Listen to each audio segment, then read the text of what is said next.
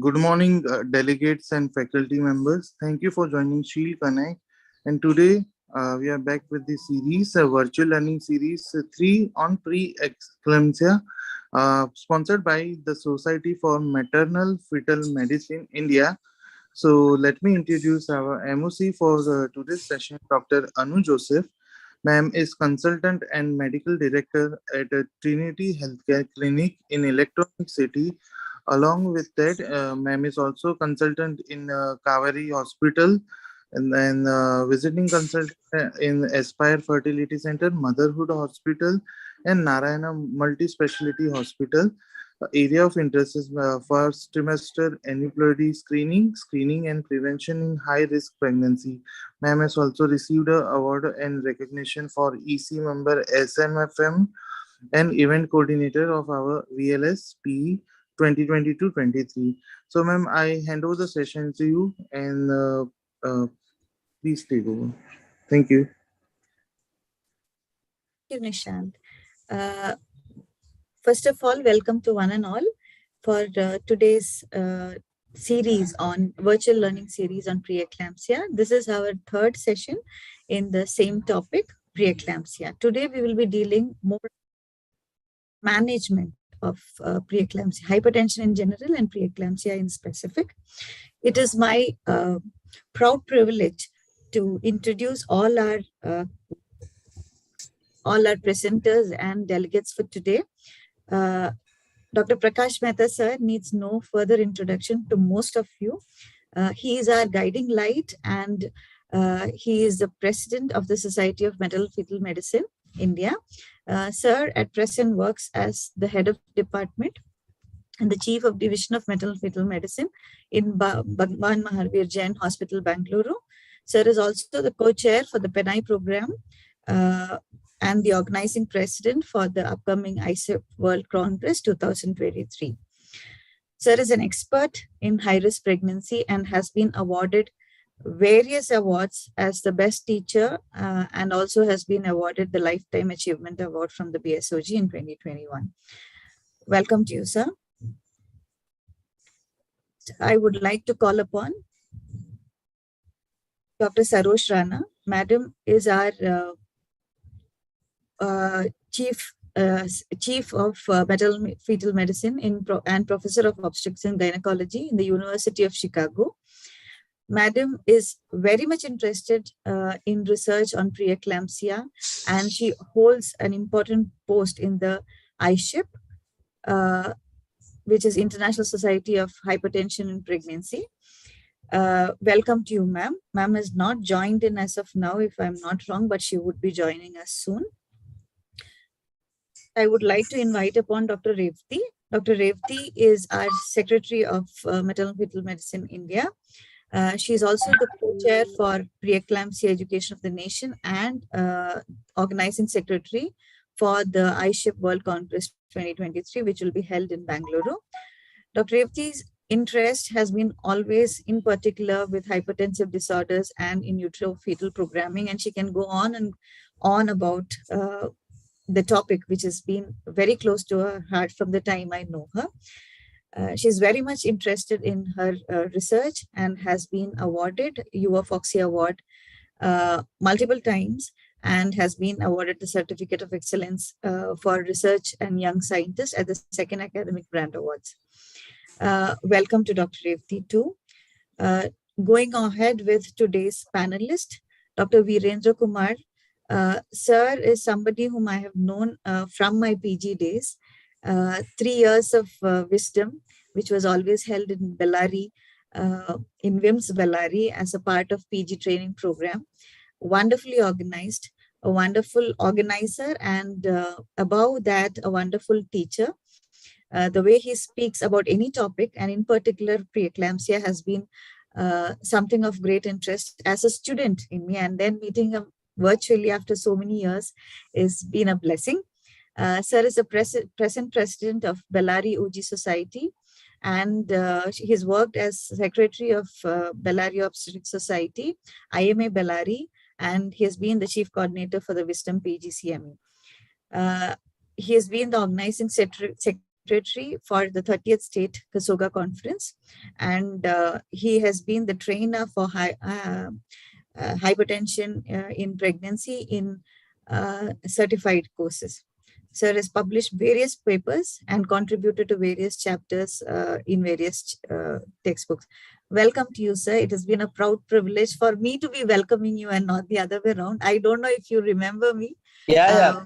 Thank you, Anu Joseph. And incidentally, Anu Joseph won the best prize in our wisdom. So she had the talent in the PG days itself. Thank you so much, sir, for remembering. It's a proud privilege. Next, I would like to welcome Dr. Kasturi Donimath. Madam is the present president of Kasoga 2022-23. Madam is also the professor and HOD of KIMS Hubli, ex-secretary general of Kasoga and ex-treasurer of Kasoga. Madam has been working with the Hubli Dharwad OBG Society and remained the ex-president and the ex-secretary of the same. Madam is into research in various fields in OBG and has been the co-investigator for international research projects. She's also the MCI inspector and has been the examiner for various UG and PG examinations in various universities. Welcome to you, madam.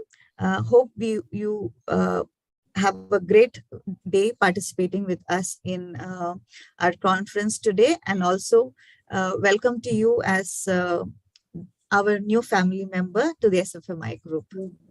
Thank you. Next, I would like to introduce our own Dr. Shruti K. Prasad.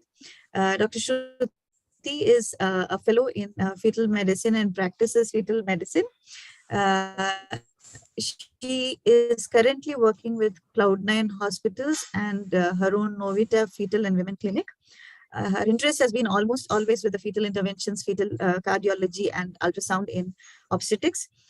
She has been the executive committee members with us in SFMI. Also is a member of Indian Academy of Medical Genetics. Welcome, Dr. Shruti. Hi. It is my privilege to welcome Dr. Mohammed Azam, not specifically from the OBG community, but from a department which is very, very close to our heart, anesthesia. And sir is specifically interested in obstetric anesthesia, regional anesthesia, and critical care. And like any other time in obstetric practice, it is a privilege to have an anesthetist with us whom we can rely on. Thank you, sir, for being here. Thank you, ma'am. And welcome. Thank you so much. Dr. Srimati, madam, is consultant at Rangudare Medical Memorial Hospital, Bangalore. The way madam talks about things in high-risk pregnancy makes us realize how much she cares about obstetrics and high-risk pregnancy. I have listened to her multiple number of times, and it has been always an awe with which I have listened to her. She makes even very, very difficult and probably a little too complicated things very simple to understand. And it's been always great to have listened to her teaching us regarding whether it be anemia, preeclampsia, or any other topics in OBG. Welcome to you, ma'am. And madam specifically is RCOG certified person as well as an MRCOG examiner. She's a reviewer for the Green Journal and also a DNB trainer and trainer for the RGHS fellowship programs. Welcome to you, ma'am. Thank you. Thank you, Dr. Anu, for your kind words. Next, I would like to call upon our own Dr. Sunita. Madam has been our teacher, my teacher specifically, colleague, and also a great friend, a person whom we can always rely upon when in need. Presently, madam is a medical director and senior consultant, maternal fetal medicine at MIL in Bangalore. Madam's areas of interest is high-risk ART pregnancies and management of recurrent pregnancy losses. She's been the executive committee member for BSOG as well as SFMI. And at present, Madam is also the chapter formulation coordinator for SFMI. Welcome to you, ma'am. Thank you, Doctor. With that introduction, a short introduction to all our participants for today, the panelists for today. I would now like to call upon Sir Prakash Mehta, sir, for your presidential address and inviting all the delegates and to the program. Good morning, everybody, and it's nice to have you all on this program. This is the third in the series of pre-eclampsia education program that we are doing with the support of Shield Pharma. Today is one of the excellent days for us because we are welcoming a new baby into our fold. The chapter of SMFMI Hubli Dharwad is going to start being inaugurated today. We are a small society of very closely knit people interested in high-risk pregnancy. We are hardly about 3 years old, and we started with a program called the Preeclampsia Education Nation of India program, which of course we'll be talking a little bit, Dr. Revti will be talking a little bit later. And we have Dr. Sarosh Rana as one of our mentors for this program through the International Society for Study of Hypertension. And I'm also glad to announce that the iShip 2023 is coming to India for the first time. Rather to the Asia for the first time, except maybe Japan a few years back. No other country in Asia has ever held the iShip conference, and we are holding it in Bangalore for the first time in September 2023. I would request all of you to not just join the conference, but to ensure that you present some kind of a research paper, because presenting a paper in the iShip International Conference is very prestigious. So please encourage all your juniors to use this opportunity to present papers in this conference. I would now request Dr. Sarosh Rana to say a few words. Dr. Sarosh, please.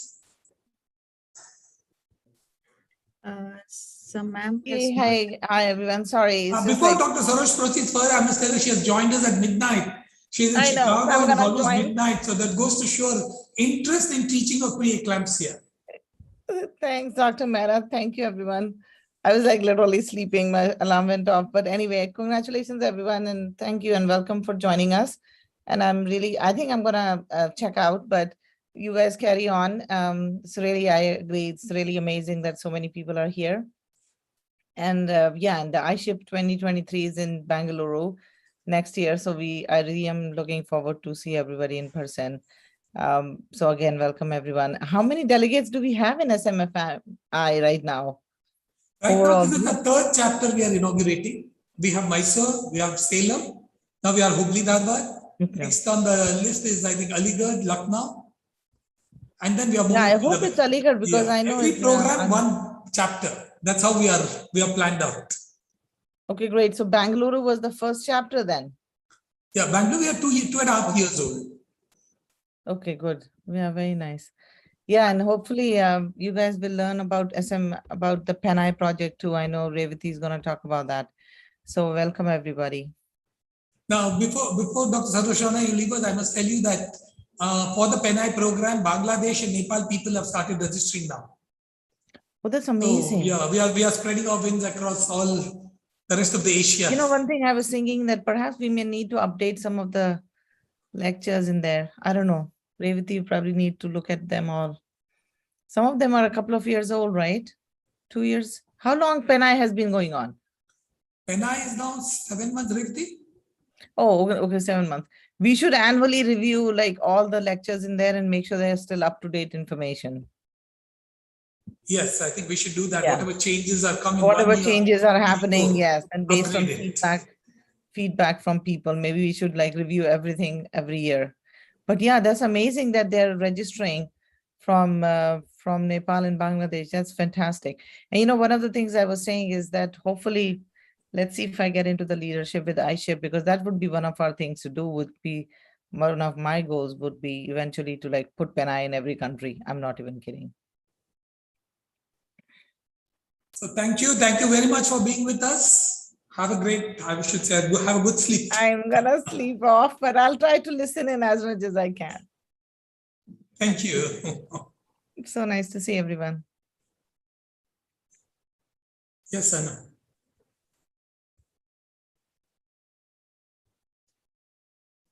Thank you so much, ma'am. Thank you, sir. So with the welcome address and the presidential address done, we will go now into listening in short about antihypertensives and their role in management of hypertension, in particular preeclampsia. For this, I would like to welcome Dr. Srimati. Madam, please, you can start with your presentation.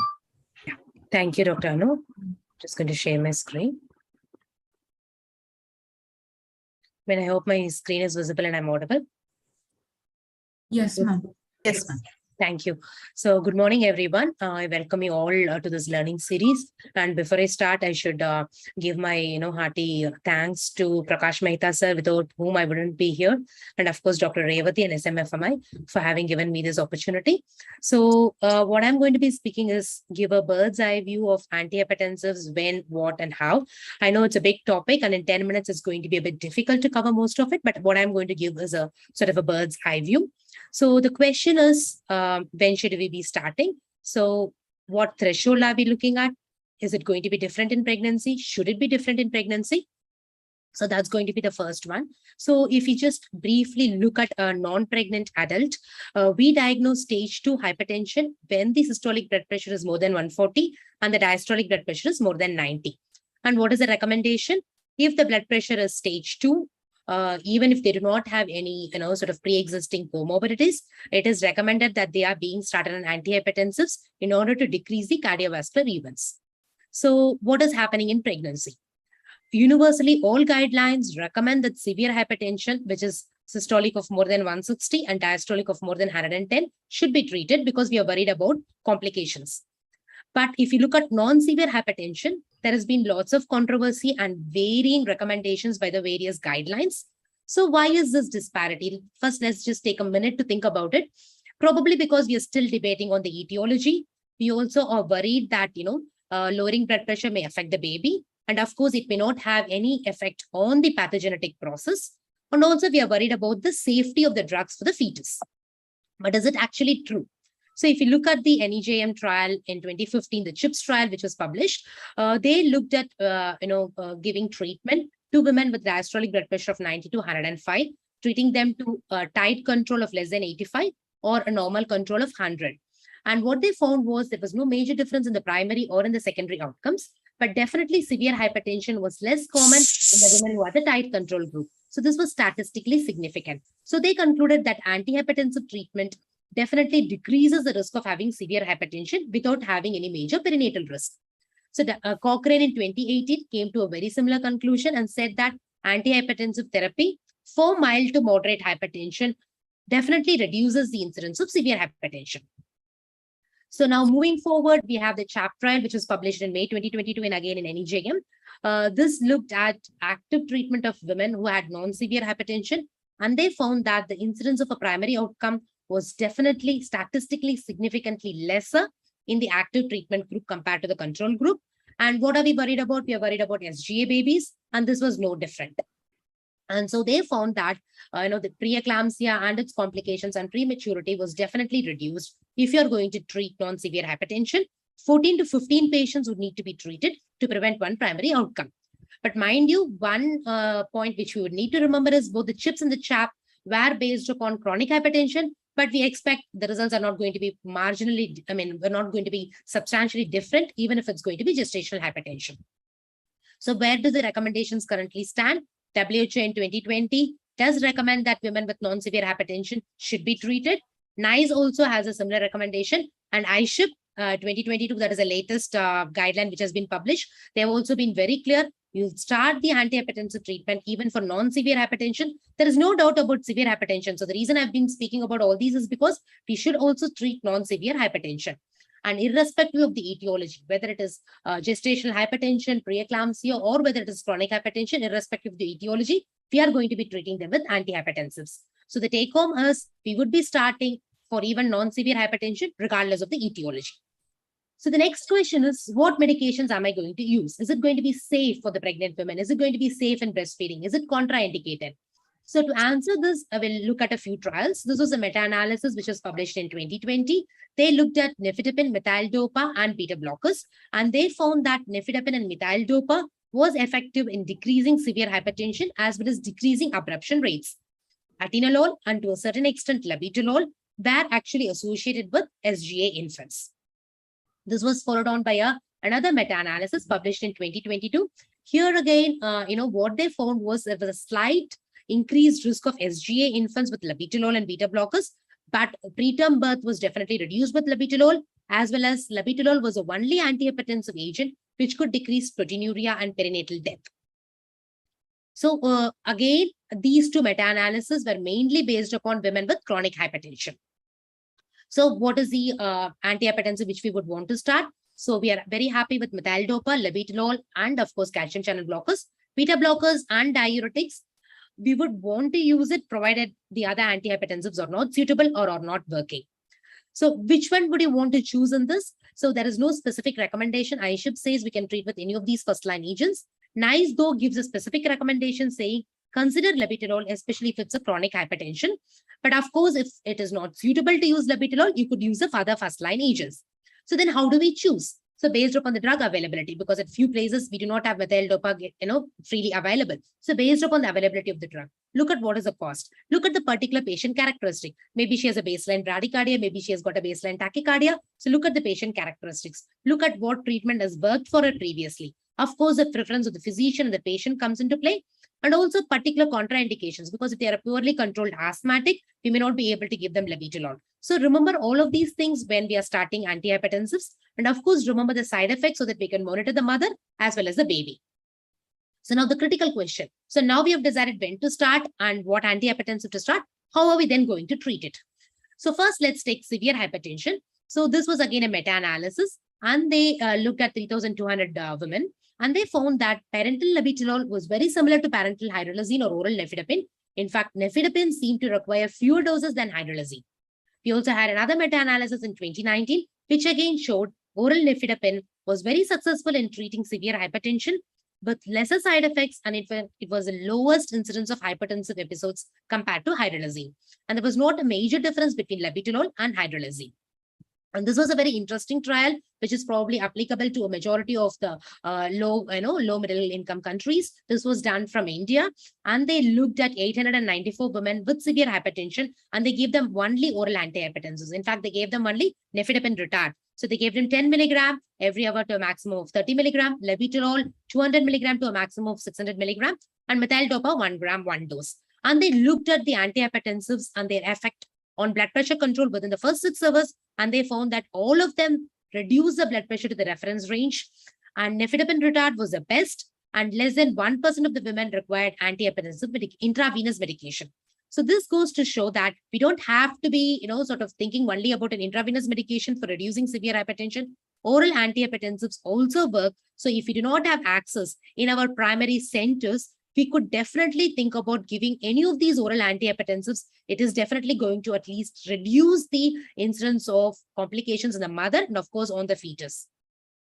So what is the take home for severe hypertension? You can give either oral nifedipine, oral labetalol or IV labetalol or IV hydralazine.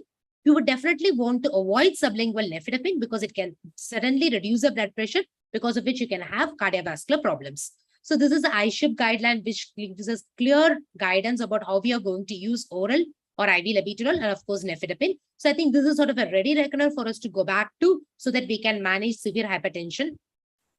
But once we have given them IV or oral antihypertensives to bring down the severe hypertension, we would need to maintain them with oral antihypertensives. And of course, if there are non-severe hypertension to begin with, we would want to give them maintenance oral antihypertensives. So as I was discussing before, you choose the medication based upon the particular patient characteristic, either labetalol, nifedipine, or methyl-dopa.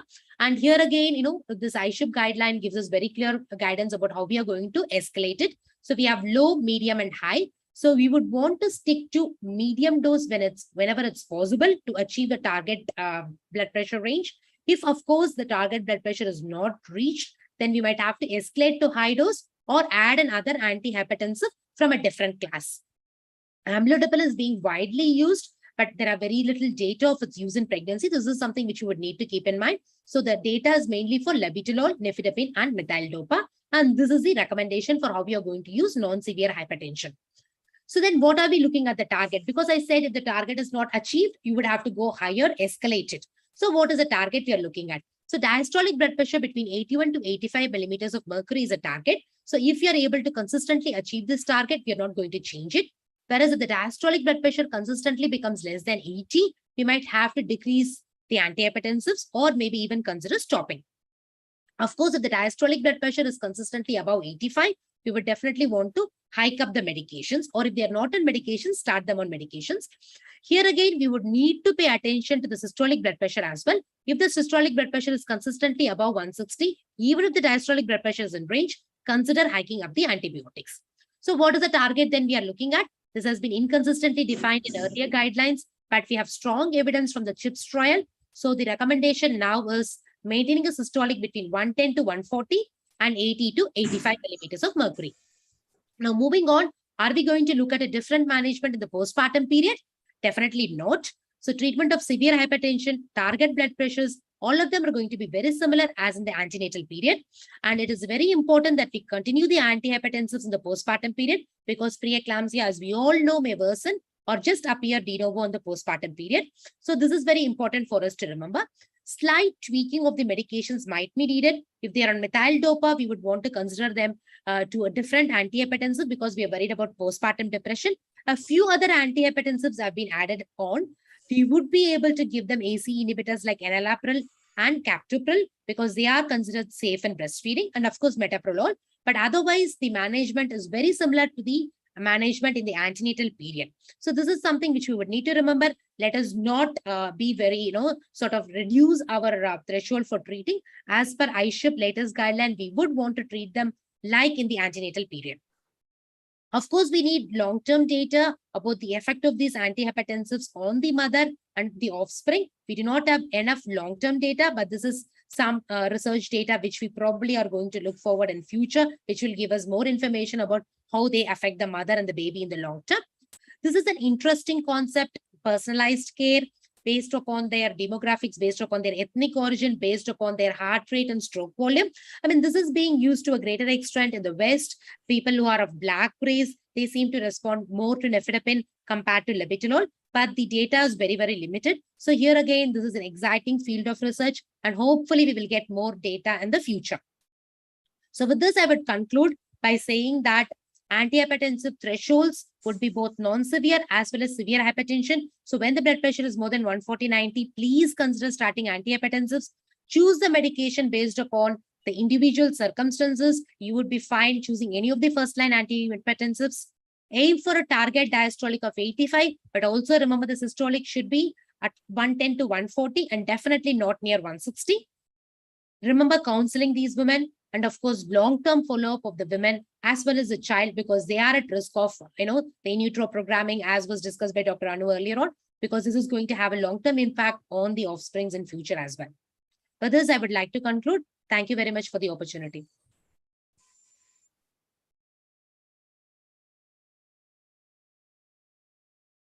Thank you so much, ma'am. Thank you for that very lucid and very to the point presentation.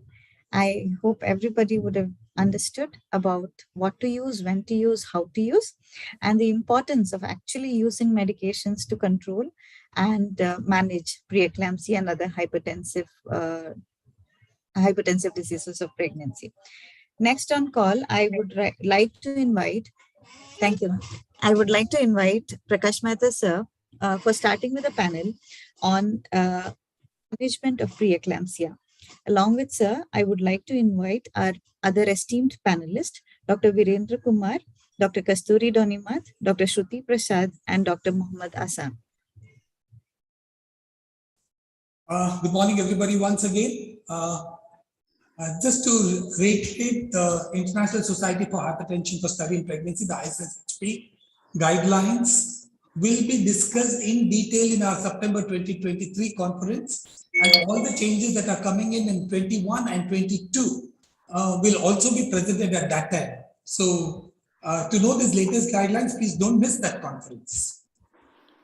Okay, with this, we go over to the management of preeclampsia. And to discuss this management, I have with me alerts and as reminders. panelists. Add. Sorry. Okay. To discuss this management, I have fantastic people with me. These are the people who are not just managing preeclampsia day in and day out, but these are the people who are doing a lot of research and a lot of study about preeclampsia. So hearing from them would be an excellent opportunity for everyone to learn. As already announced, I have Dr. Kasturi Donimat, I have Dr. Virendra Kumar, I have Dr. Azam, and I have Dr. Shruti Prasad as panelists. So can you please make it in full screen? Sometimes in life, everything goes smoothly. Prakash Mehta And sir. sometimes unexpected happens. Prakash Mehta sir. Sorry. Yes. Can you make it a full screen, Prakash Mehta sir? I thought it was full screen. Okay. Yes. Sorry, sir. Is it full? Not it, sir. It's showing me full here.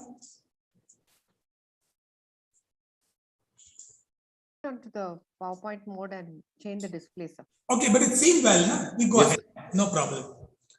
So, but sometimes unexpected happens in life, and preeclampsia is a condition where most of the time unexpected things happen. Now, before we go further, I have a very few simple questions for all our delegates. Please answer it to yourself, and at the end of the session, see if you're going to change your protocol or not. The first question is, you order platelet count for whom? All pregnant patients? Generally, I don't order platelet count. All hypertensive pregnancies, or only in patients with severe hypertension. The second question, do you order LDH estimation on hypertensive patients? No. Yes, on all patients. Occasionally, it's not a part of liver function test in my lab. Most of your laboratories, if you ask for an LFT, do not give you LDH values. And what do you do when a patient telephones you with a complaint of epigastric pain at 26 weeks gestation? Prescribe antacids on an outpatient basis, refer to gastro department or to your internist, ask her to come in for admission, or ask her to come to the office next day for a detailed examination and investigations. So I hope you answer all these questions to yourself, see what our panelists have got to say, and then see whether you need to change your protocols or not. Now we know that preeclampsia is a multi-system progressive disorder. Many maternal and fetal deaths or near misses are associated with substandard care. That is why we came up with the Preeclampsia Education of the Nation India program, because substandard care is the biggest killer of women with preeclampsia. And remember, the progress is not always a sequence. I mean, when the time that we were undergraduate, it was always told that you have a mild preeclampsia, which becomes a severe preeclampsia, and then the patient throws a convulsion. Now we know that that is no longer true. The patient can jump from mild eclampsia to eclampsia straight away. I'm sure anybody who has been managing eclampsia patients will vouch for this statement. And also remember that in the health syndrome, 15% of the patient will have no proteinuria, no hypertension. So, you know, our definitions are kind of changing a little bit here and there. And 30% of eclampsias will have only mild hypertension and no proteinuria. So with this, I go to the first question, goes to Dr. Virendra Kumar. How do you classify hypertensive disease in pregnancy? Sir, hypertensive, can you hear me? Yes, please, sure. Hypertensive disorders in pregnancy basically are classified as gestation hypertension, chronic hypertension, preeclampsia, and hypertension superimposed on preeclampsia. So this is the easy way to remember the classification. Absolutely. So the ISHIP 2018 says exactly whatever Dr. Virendra Kumar has said, and we should never forget the category of preeclampsia superimposed on chronic hypertension, because unless you are handling these cases now and then, you are likely to miss. You may just feel that the chronic hypertension is increasing because let's say you have a patient with nephrotic syndrome albuminuria is already there, and you are quite likely to miss such cases. Okay, so we now classify preeclampsia as with severe features or without severe features. Now, with this, I'll just quickly take you through one case. She's a 32-year-old primary gravida, IVF conception, well booked, presented with a BP of 140/90 at 36 weeks of gestation. Her 12-week scan was absolutely normal. The uterine artery Doppler was screen positive for preeclampsia, negative for aneuploidy. The present investigations are all within normal limits at 36 weeks. With this, the question goes to Dr. Kasturi Donimat. What is your diagnosis and why? A 36-weeker IVF pregnancy with a BP of 140/90, all the blood tests are normal.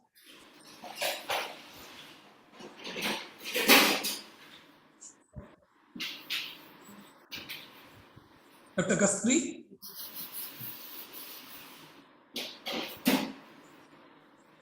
I think there is some signal problem there. Dr. Virendra Kumar, can I ask you to take the question? Yes, sir. Yes, sir. Sir, this is a case of gestational So I'm audible? Yeah. Oh, yes, Dr. Kasturi, you're audible. Sorry. Okay, sir. Something went wrong with the connection in between. I know. Okay. So she'll be primary with mild preeclampsia. I think urine albumin was positive, no, sir? In between, I lost. Everything, all tests normal. Yes, sir. I lost connection, so I didn't see the previous slide. Oh, okay. I'll tell you the case again. It will be good for our delegates also to hear. This is a 36-weeker IVF pregnancy, came in with a BP of 140/90. Okay, sir. Her first trimester scan was screen positive for preeclampsia. Now she's 36 weeks, BP 140/90. All blood tests, urine tests, everything is normal. So now what is your diagnosis? So she'll be primary with 36 weeks with gestational hypertension, sir, because urine albumin is negative. With IVF, with precious pregnancy, because she's IVF conceived. Absolutely. But she needs to be reassessed, sir. She needs to be reassessed. Her proteinuria has to be assessed every day and see whether she ends up in preeclampsia from gestational hypertension. So absolutely, any hypertension de novo arising after 20 weeks in the absence of proteinuria without biochemical or hematological abnormalities needs to be confirmed by repeat reading, and most of the time it's going to be a gestational hypertension. Next question again to you, Dr. Can I make a comment, sir? Yeah, please. Yeah. Sir, we should remember that anybody who has undergone frozen embryo transfer, according to the recent study, they are at higher risk of developing hypertension, number one. And as per the double marker test and the 12 weeks, the Papa levels are less than 10th percentile because they are only 0.5 multiples of median. So again, that also gives a clue regarding counseling the patient for the possibility of development of hypertension. So these two things needs to be kept in mind. Absolutely, and like Madam said, we have to follow up. It's just not giving up. Okay, you're just simple gestational hypertension. Yes. We forget about you. No, that cannot be done. Next question again to Dr. Kasturi. What is white coat hypertension, and are there any implications of that white coat hypertension? I think we have lost Dr. Kasturi again.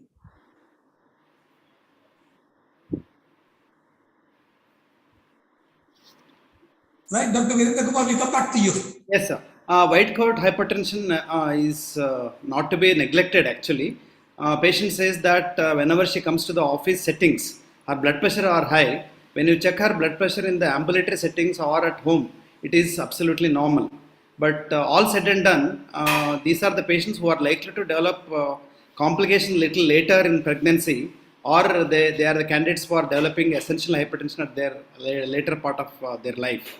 So white coat hypertension, even though it looks normal at home and is always elevated at the office setting, there needs to be have higher surveillance for the development of complications.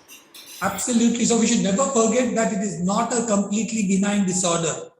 It can be a potential pre-runner for preeclampsia, and these patients again have to be followed up. Just don't say, lady, you're nervous. You come into the hospital, your BP is normal, you go home, your BP is abnormal, and you go home and your BP is normal.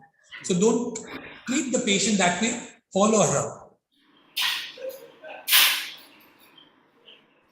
Okay, Dr. Shruti, this question to you. What are the screening tests available for preeclampsia, and are there any new tests?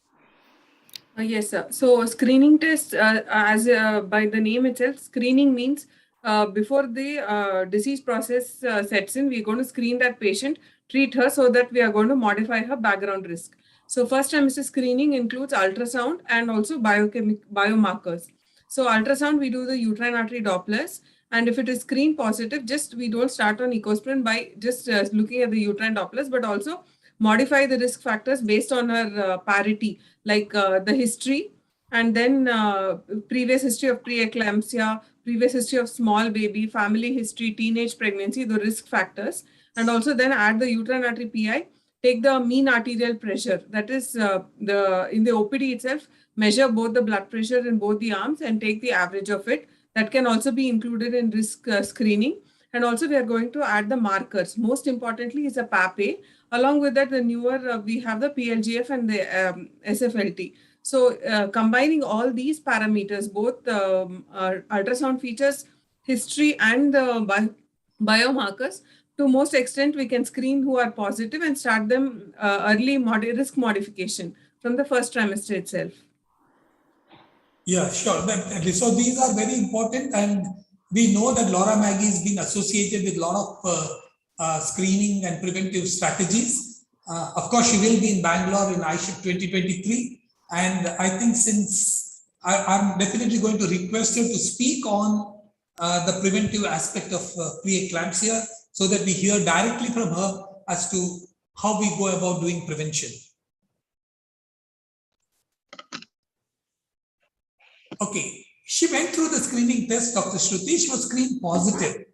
Yes, sir. Now she developed hypertension, but not preeclampsia, at least not now, preeclampsia. What does that mean? What does screen positive indicate? Screen positive indicates that she is likely to develop preeclampsia, and it's not that all cases of who are screen positive will develop preeclampsia. So some cases may not develop. Suppose the patient comes and the uterine artery is positive in the first trimester, and we start them on ecosprin and we see again in the second trimester, we should not stop the ecosprin. That's a common mistake which is commonly done. Starting ecosprin will modify her risk for developing early onset complications. We cannot, and the severity of the complications. And we can postpone the complications to a later date of the end of pregnancy where things are still manageable. So that is the meaning of screen positive, but developing hypertension. The severity of the symptoms and the severity of the disease gets modified by this screening and treating risk modification. Absolutely, but there are two other important points. One thing is that we call it a screen positive for preeclampsia, but she may not develop preeclampsia, but develop fetal growth restriction. That's yes, one point. Yes, that is also indirect. The screening tests are mainly meant for early onset preeclampsia rather than late onset. Okay, we heard a lecture from Dr. Srimati, a wonderful lecture on antihypertensives, but we all know that how much ever we hear, we are always confused. So to clear this confusion, Dr. Virendra Kumar, now this patient we have so far diagnosed as gestational hypertension. So antihypertensives for gestational hypertension. When to start, when to step up? Sir, a few years back, many of the societies had different guidelines for starting antihypertensive therapy. Because one school of thought is that if you start antihypertensive therapy at 140/90, many argued that it would result in low birth weight and the low birth weight of babies. So they would recommend starting antihypertensive at 150 or more than 100. But this idea is again questioned by many, because in India, as you know, compliance among the patients is very poor. What is mild can suddenly become severe, as you told in the beginning of our lecture. So I would start, or even the recent guidelines would suggest, start antihypertensive therapy the moment you diagnose hypertension at 140/90.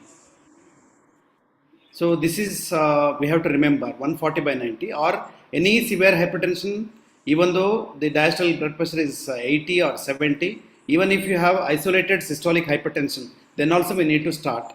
And we should remember that systolic hypertension predicts the maternal complications, and diastolic blood pressure is more for fetal complications. So by starting antihypertensive therapy at 140 by 90 or more than that, we will be achieving the safety of both mother and baby. Absolutely, but I'm very sure, Dr. Virendra Kumar, both you and me were using antihypertensives at 140 by 90, even 10 years back and even 20 years back. Yes, yes, sir. We never bothered what they said. We said 140, 90, they're going to treat. And ultimately now the guidelines have swung back to 140, 90. Even 10 years back, we used to argue that we should start at 140 by 90 when the evidence-based medicine people used to criticize us for starting antihypertensive at 140 by 90, but now again it's come back to the same position. Okay. Dr. Kasturi, are you? Yeah. Yeah, Dr. Kasturi, the next question for you. What investigation will you order in this patient? Now we said gestational hypertension. Yes, What yes. investigations will you order for detection of complications? So yes, we do detailed investigations like from CBC to identify any thrombocytopenia and hemoconcentration. Then everything: urine protein creatinine ratio, LDH, liver function test. We are doing a whole investigation, sir. Renal function, liver function, and peripheral smear for evidence of hemolysis, and to other identify any problem in other organs like fundoscopy, any retinal changes, and all these routine investigation we are doing, and ultrasound, detailed ultrasound to see the fetal status, fetal Doppler, growth, to detect IGR. Absolutely. But one question I would like all my panelists to answer. Will you order 2D echo on these patients? She's gestational hypertension. Mind you, she's not yet preeclampsia. She's gestational hypertension. Will you order a 2D echo?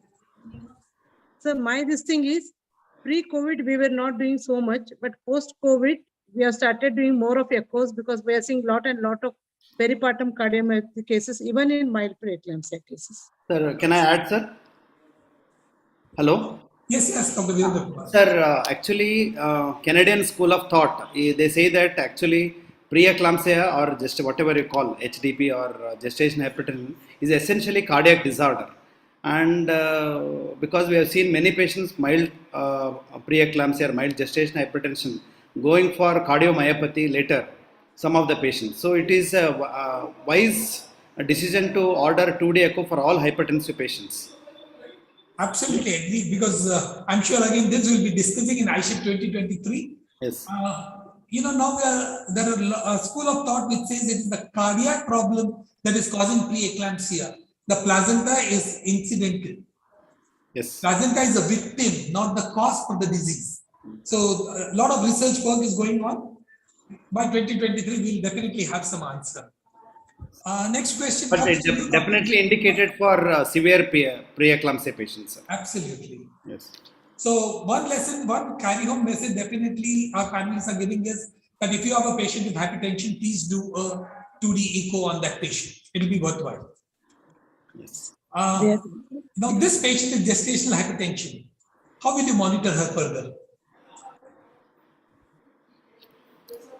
Dr. Virendra Kumar. Yeah. So any patient who presents with hypertension should not be neglected, whether just because she has gestational hypertension without proteinuria. So we need to monitor her for development of complications.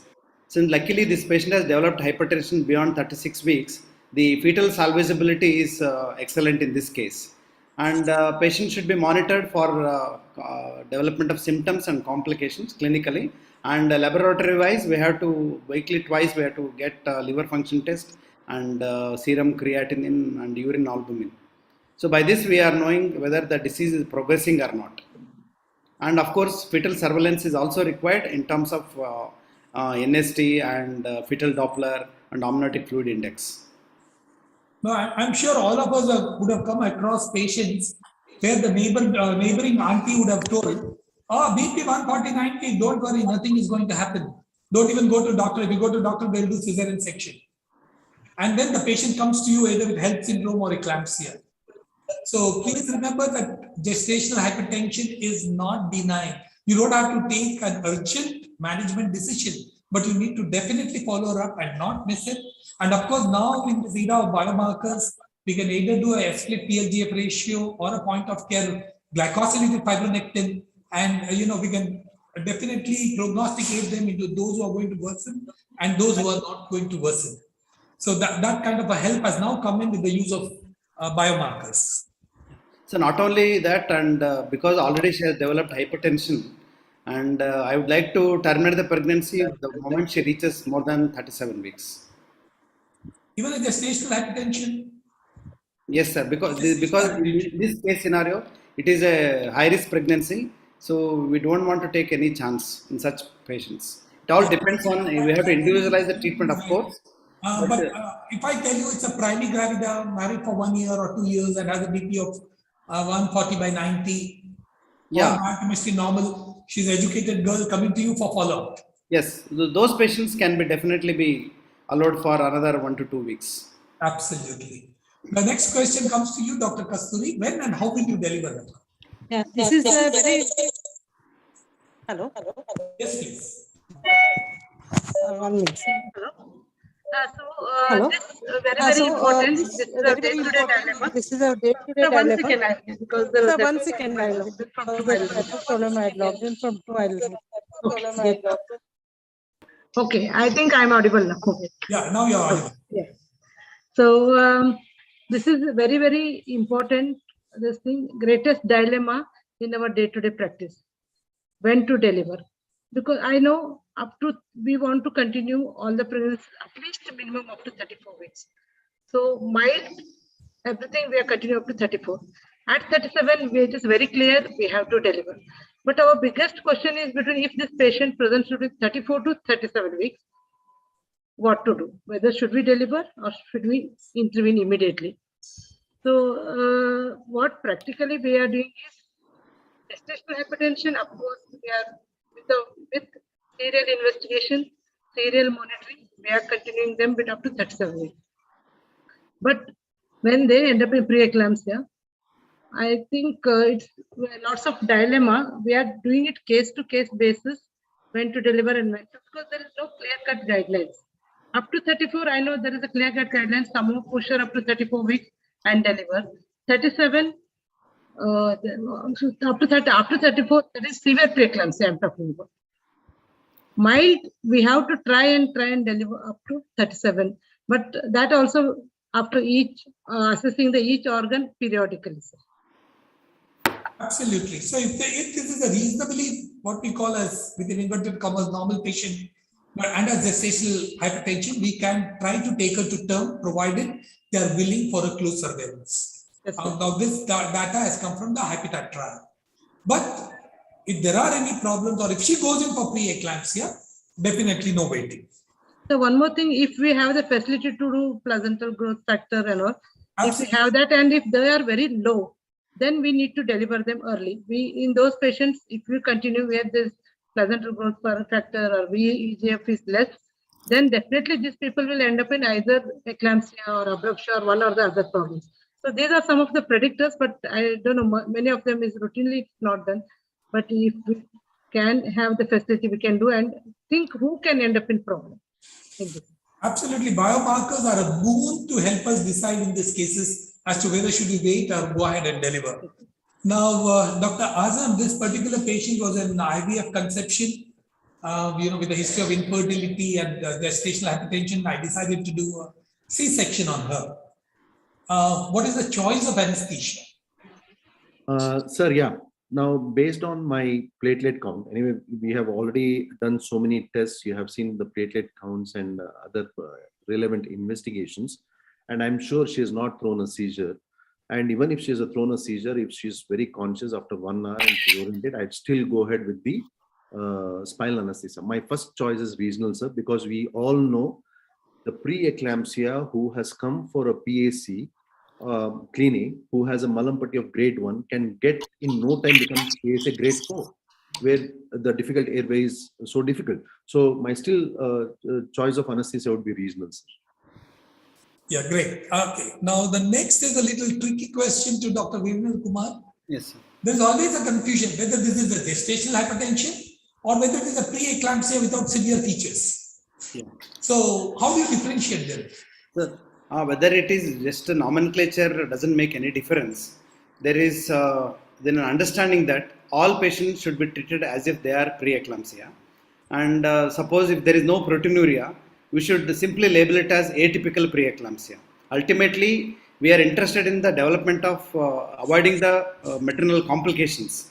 So just you should not make any nomenclature difference between gestational hypertension or preeclampsia.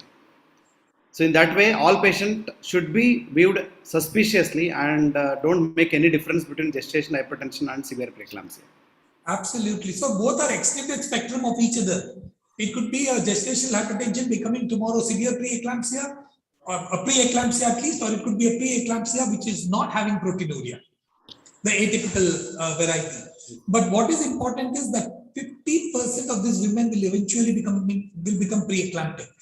And the risk of long-term cardiac issues. Now we are not looking at delivery. Once upon a time, we thought that we deliver a patient, preeclampsia is over. We know that is no longer true.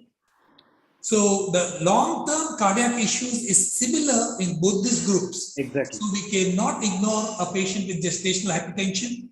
Again, I have to bring the point here because I get a lot of referrals in my practice, and people tend to treat 140/90 as if it is of no consequence.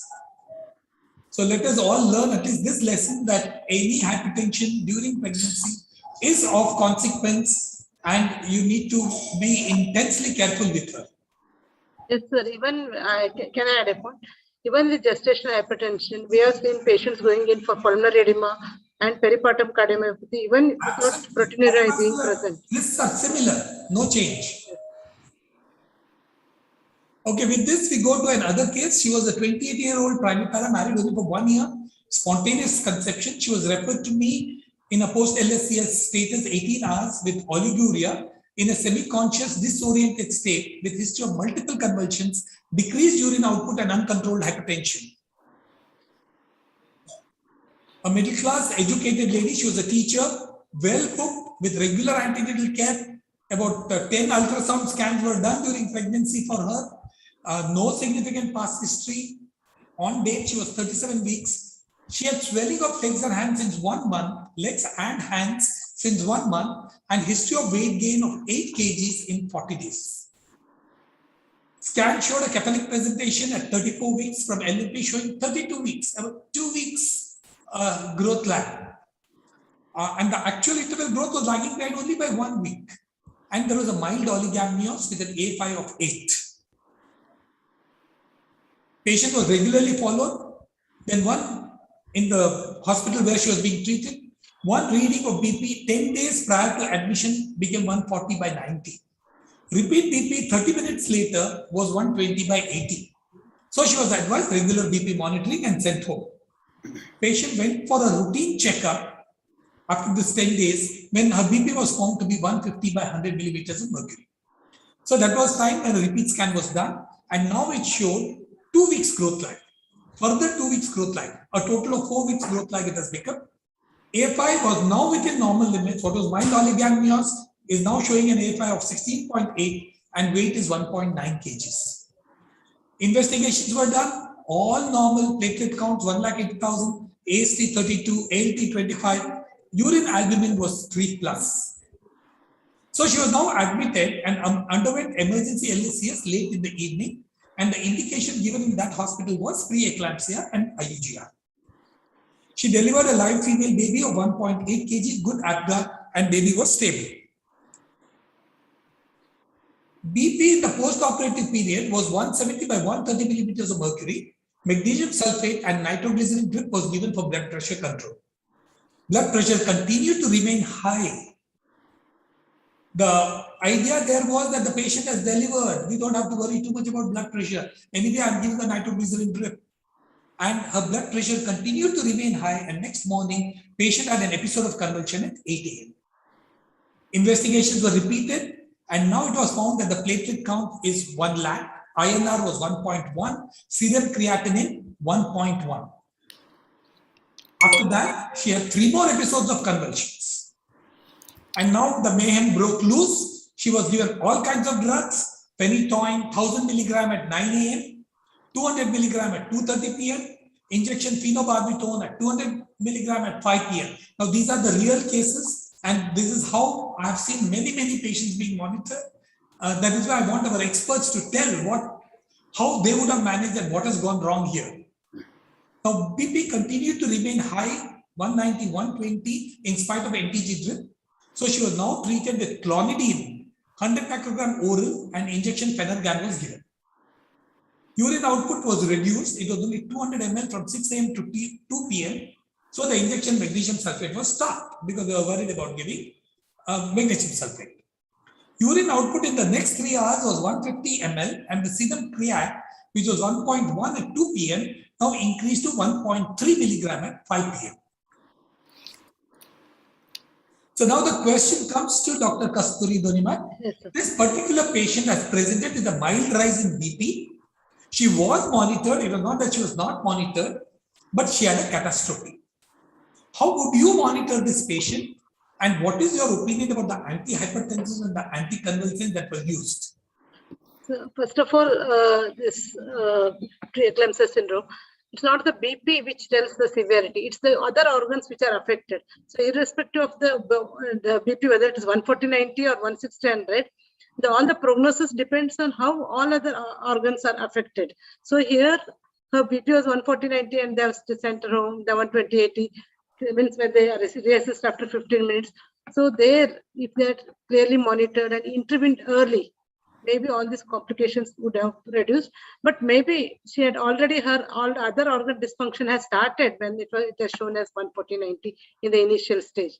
So more rigorous management when they first identified 140/90, assessing all the organs, how much they are affected by investigations, maybe would have saved this patient from going for such complications. The first visit, rigorous assessment. The moment the BP is high, even though it is preeclampsia, I tend to call the physician, and we forget that the physician knows how to manage a preeclampsia much lesser than what we know how to manage a preeclampsia, and a cocktail of drugs is given to the patient. So what do you think about she received clonidine, she received Phenergan, she received all kinds of drugs. Even I don't know if I mentioned that, but she had received Lasix because the urine output was low. And then she received magnesium sulfate, phenobarbital, phenytoin. What do you think of this cocktail? So, yes, she must have ended up in intracranial either bleed or first initially edema, then bleed or infarct. Who knows? With so much of convulsion, in spite of so many anticonvulsants and all, because her BP was also rising in spite, and they are not used routine drugs like labetalol intravenous. They are directly used for, I think, nitroglycerin. Yes. Absolutely. And please Can I add, sir? The blood pressure. Usually we start with labetalol, sir. Hydrolenase is not easily available, so we start with labetalol. Sir, I want to make comment about this case. Hello? Yes, sir. Yes, Virendra. Sir, actually, we from our UG days and PG days, we are aware that preeclampsia is a triad of hypertension, proteinuria, and edema. Okay, so we forget to mention that sometimes we may have a case where patient does not have proteinuria, does not have hypertension, but she is bloated up. Such patient should not be neglected because anytime she can enter the spectrum of hypertensive disorders of pregnancy. And in this case, there is also IUGR when she was visited once. And we should remember that IUGR and preeclampsia both are placental disorders which actually share common metabolomics. There's a new word, just like we call economics. It is also metabolomics. So in this case, probably we should have intervened early rather than waiting for another 10 to 15 days. So these two things, like even though patient does not have proteinuria, does not have a hypertension, but severely bloated up, it shows that underlying endothelial dysfunction is catching up. And they may go for severe complications later. Yes, sir. The presence of IUGR and oligohydramnios. When I was a postgraduate, the preeclampsia was a very simple disease. Yes. Hypertension, edema, proteinuria. That is preeclampsia. I said, now you guys have to learn a lot more things. Yes. Because preeclampsia is not what we were defining as before. Yes, sir. As Dr. Virendra told, any baby with IUGR and oligo, it means that there is end organ dysfunction at the placental level. It may similarly occur in other organs. So early intervention we should plan in this preeclampsia patients. Yes. Whoever has Any abnormal patient, we should label them as atypical preeclampsia. Yes. Even though they don't have hypertension. We should never forget that. Yes. And in spite of the MACPI trial now, which is 20 years old, people still don't know how to use magnesium sulfate. Yes. Please use magnesium sulfate properly and keep a magnesium sulfate chart. I have a very simple chart in my department where we put it for all the patients. Use a simple chart and you don't have to worry about using magnesium sulfate. So the pearl that we get from this particular patient is quite often when the patient is delivered, everybody relaxes and are not aggressive enough as it happened in this patient, and peaks of blood pressure are ignored. We need to be definitely not miss such a thing. The next question to Dr. Azam. Now this patient has got all kinds of things happening to her. Urine output is a little less, creatinine going up mildly. What is the role of fluid balance and how will you do the fluid balance? Yes, sir. So now we have 3 stages. Like, okay, we are talking about fluid management. Why are we talking? Because patient can get into risk of pulmonary edema. We all know about that. And these mothers have something called as leaky syndrome. They're just leaking everywhere because of the low oncotic pressure. I also, where you mentioned, sir, the albumin globulin ratio is almost 1:1. That itself is a main concern to me, because there are a lot of drugs that bind to albumin. If a drug has to work in a mother that we are giving, there should be albumin in the body, but she's losing out in her urine. That is the other reason why sometimes it may not work. And we also discussed about the left ventricular dysfunction, and the mothers, these group of mothers will also have contracted volume. So how do we manage this case?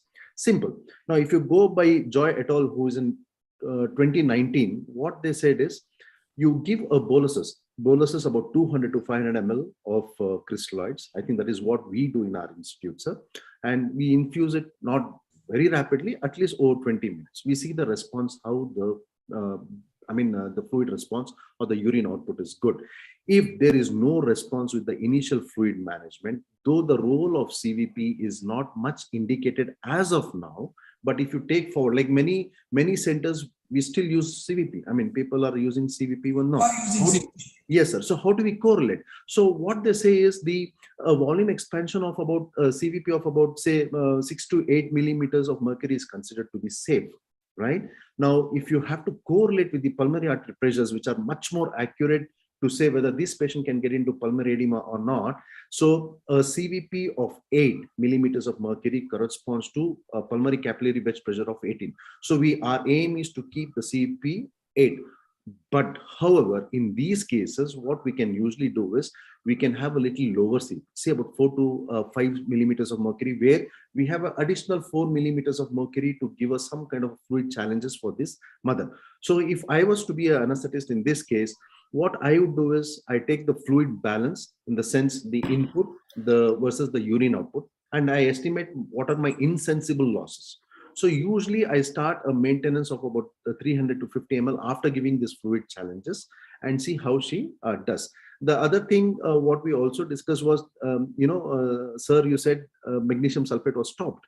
Correct? Somewhere they had stopped magnesium sulfate. The easiest way I would do is just see a deep tendon reflex loss. If it is not happening, I would consider that this space, because we all know that magnesium sulfate is the drug of choice. So my still fluid of challenge would be giving about 200 mils to 300, not more than 300 mils. Now, what happens if the patient get into oliguria? There is a chances. Now we know that patient is having so many problems. We have given a little bit of fluid challenges. Now oliguria is happening after giving even 300 mils of crystalloids.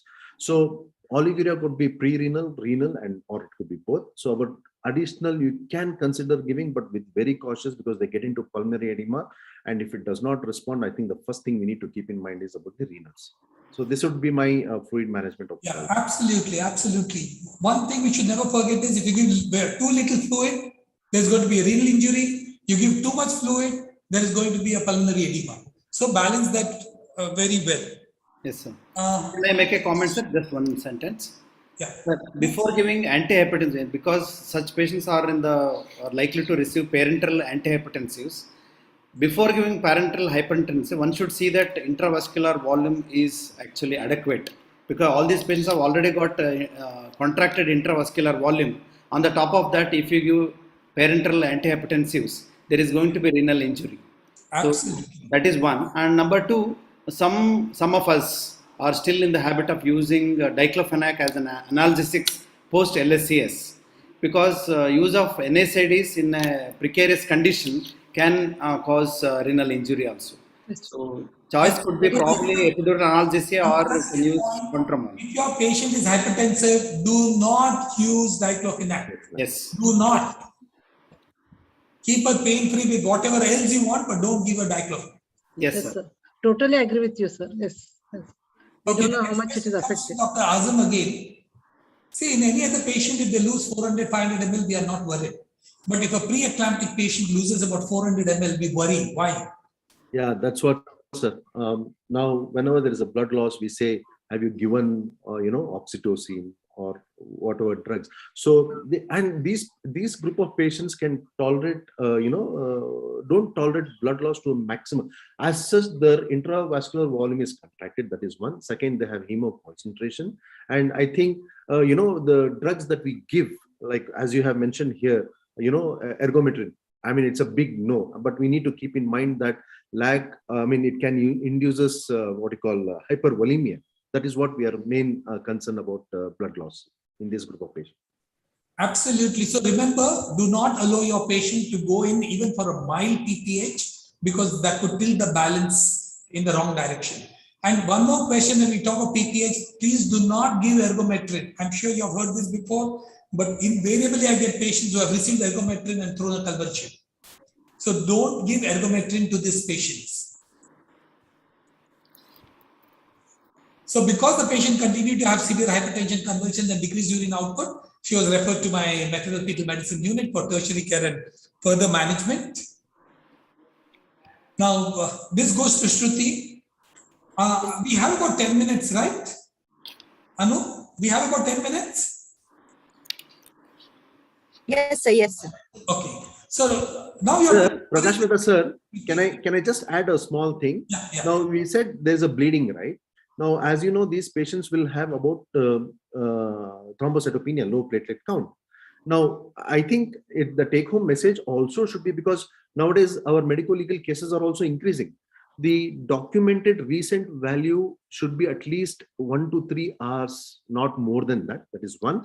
And there should be a trend in the platelet count, which is much more important, which can document your bleeding that is ongoing. Right, sir. Sorry, sir. Shruti, the question to you. Now this patient was being transferred. What steps will you take for transferring? As any emergency care, airway, breathing and circulation to be maintained.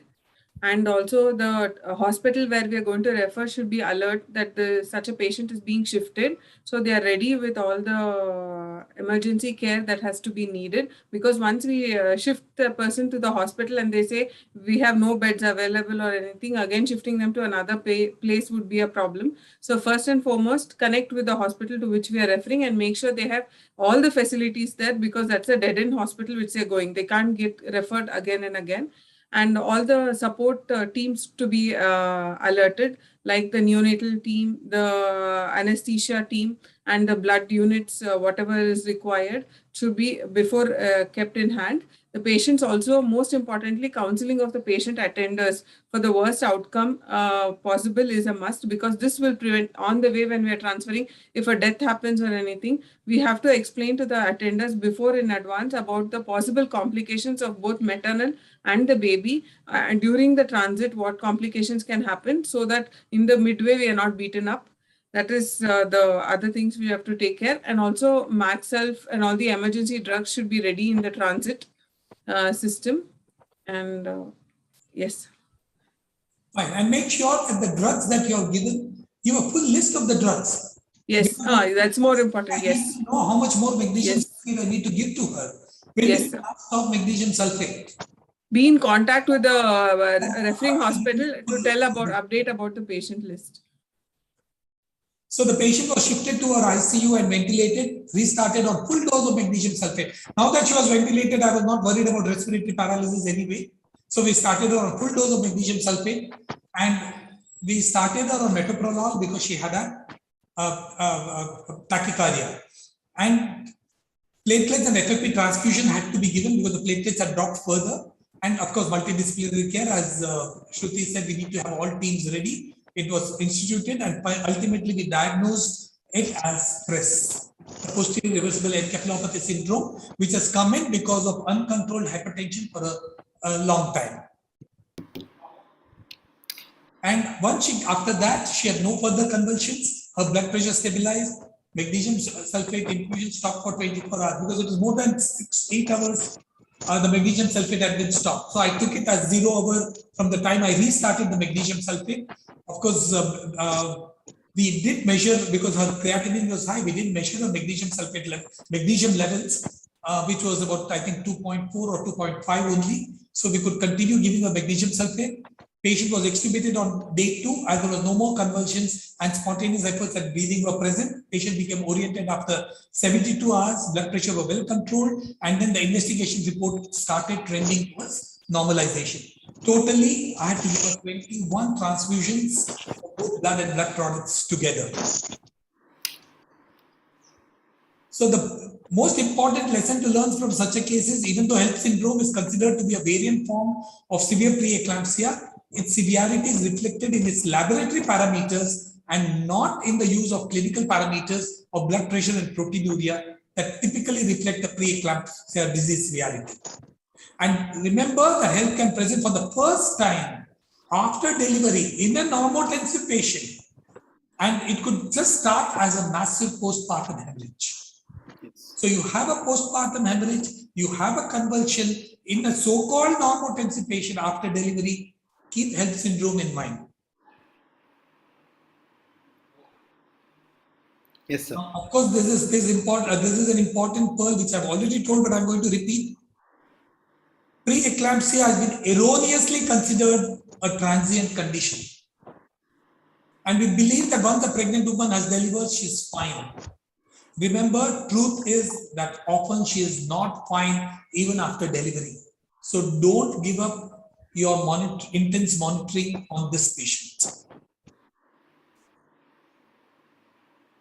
Now, since we have been talking about long-term effects, Dr. Virendra Kumar, could you quickly tell us what are the long-term effects of PE? Yes, sir. Basically, preeclampsia is a metabolic disease which is probably unmasked during pregnancy, and better to view it as a latent cardiovascular disease. If you remember this, definitely we can predict. These are the patients who are twice likely to develop hypertension later compared to those who are not hypertensive. They are also candidate for developing cardiovascular disease. They are at risk of developing cerebrovascular accidents like stroke, and they are also prone for development of myocardial infarction and renal disease. See, these patients should never be forgotten that they only transient disease, and they need a lifelong follow-up for development of these complications. Absolutely. So please do not forget your preeclamptic patients when they deliver. You need to follow it up. And also remember, the fetus is also at risk because this fetus has gone through, when you think of Barker hypothesis, this fetus has been deprived in utero. So when it comes out, it is also going to show long-term effects. So both mother and fetus are going to have long-term effects. Do not forget your patient. Please follow them up thoroughly. And many of these patients have dyslipidemia, sir. Probably it may be a prudent practice to go for lipid profile of such patients. Absolutely. So remember some basic rules. Do not attempt to normalize the BP drastically because rapidly lowering the BP is associated with maternal and fetal and neonatal morbidity. And remember that these patients have a rightward shift of the renal, cerebral, coronary and placental pressures and flow autoregulation, and rapid decrease in BP will cause a marked decrease in the blood flow of all these organs. So be gradual. Remember, we are obstetricians. We are supposed to be highly patient. Isn't it? We are the most patient people on this earth, standing before perineum for hours together. So you can stand for a few minutes in front of a hypertensive patient and bring down her BP a little slowly.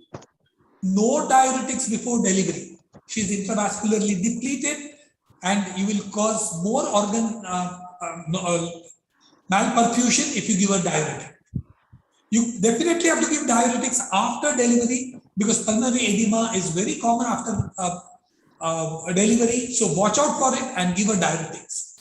Now, do not give diazepam to stop an eclamptic seizure, because the rapid administration of diazepam at that stage is going to produce apnea and facilitate aspiration. So be careful about it. When a patient throws a second convulsion, third convulsion, everybody is thoroughly disturbed and you give whatever you have in hand. So try to avoid it. Give her another 2 grams of magnesium sulfate. She will definitely settle down. Only 20% of the patient will have convulsions on magnesium sulfate, and of that, hardly 2 or 3% will convulse in spite of a second dose of magnesium sulfate. I'm sure you agree with me, Dr. Virendra Kumar? Yes, sir. So in conclusion, remember both maternal and fetal life is at risk. Multiple issues, balancing act is very important. Multidisciplinary approach, early transfer. Do not hold on to the patient. If your center is not capable of managing the patient, please don't hold on to it. You will thank me one day if you remember this sentence, because litigations are very common in these patients with preeclampsia. And we need to educate the community at every opportunity we get so that late presentations are prevented. And the stellar role of biomarkers is always there. I wish more and more of us make use of biomarkers. It's more easily available, even in the smallest of the towns, because biomarkers is one entity that could make our life very, very easy. So thank you all very much. And I thank my panelists for giving us a wonderful discussion. Dr. Virendra Kumar, Dr. Kasturi, Dr. Shruti, Dr. Azam, thank you very much for being there. All of you are very busy people. Sunday is the only day you have time to spend with your family, and you spent it with us. Thank you very much for it. Thank you, sir. Thank you, sir. Thank you very much. Thank you, sir. Thank you, sir, and all the panelists, not just for the wonderful discussion that we had, but also to wind it up on time. Thank you so much. Almost always the panel discussion goes way ahead, and then the time controlling becomes a little bit of an issue. And it was so nice to hear you all talk about preeclampsia and the management of it. Next on line, I would like to invite Dr. Revati Rajan. Dr. Revati is our secretary of SFMI and the co-chair for PENAI program. Dr. Revati would be talking to us about making of PENAI, and also she would be giving us a gist of the iShip conference, which is going to come to Bangalore in 2023. Over to you, Dr. Revati.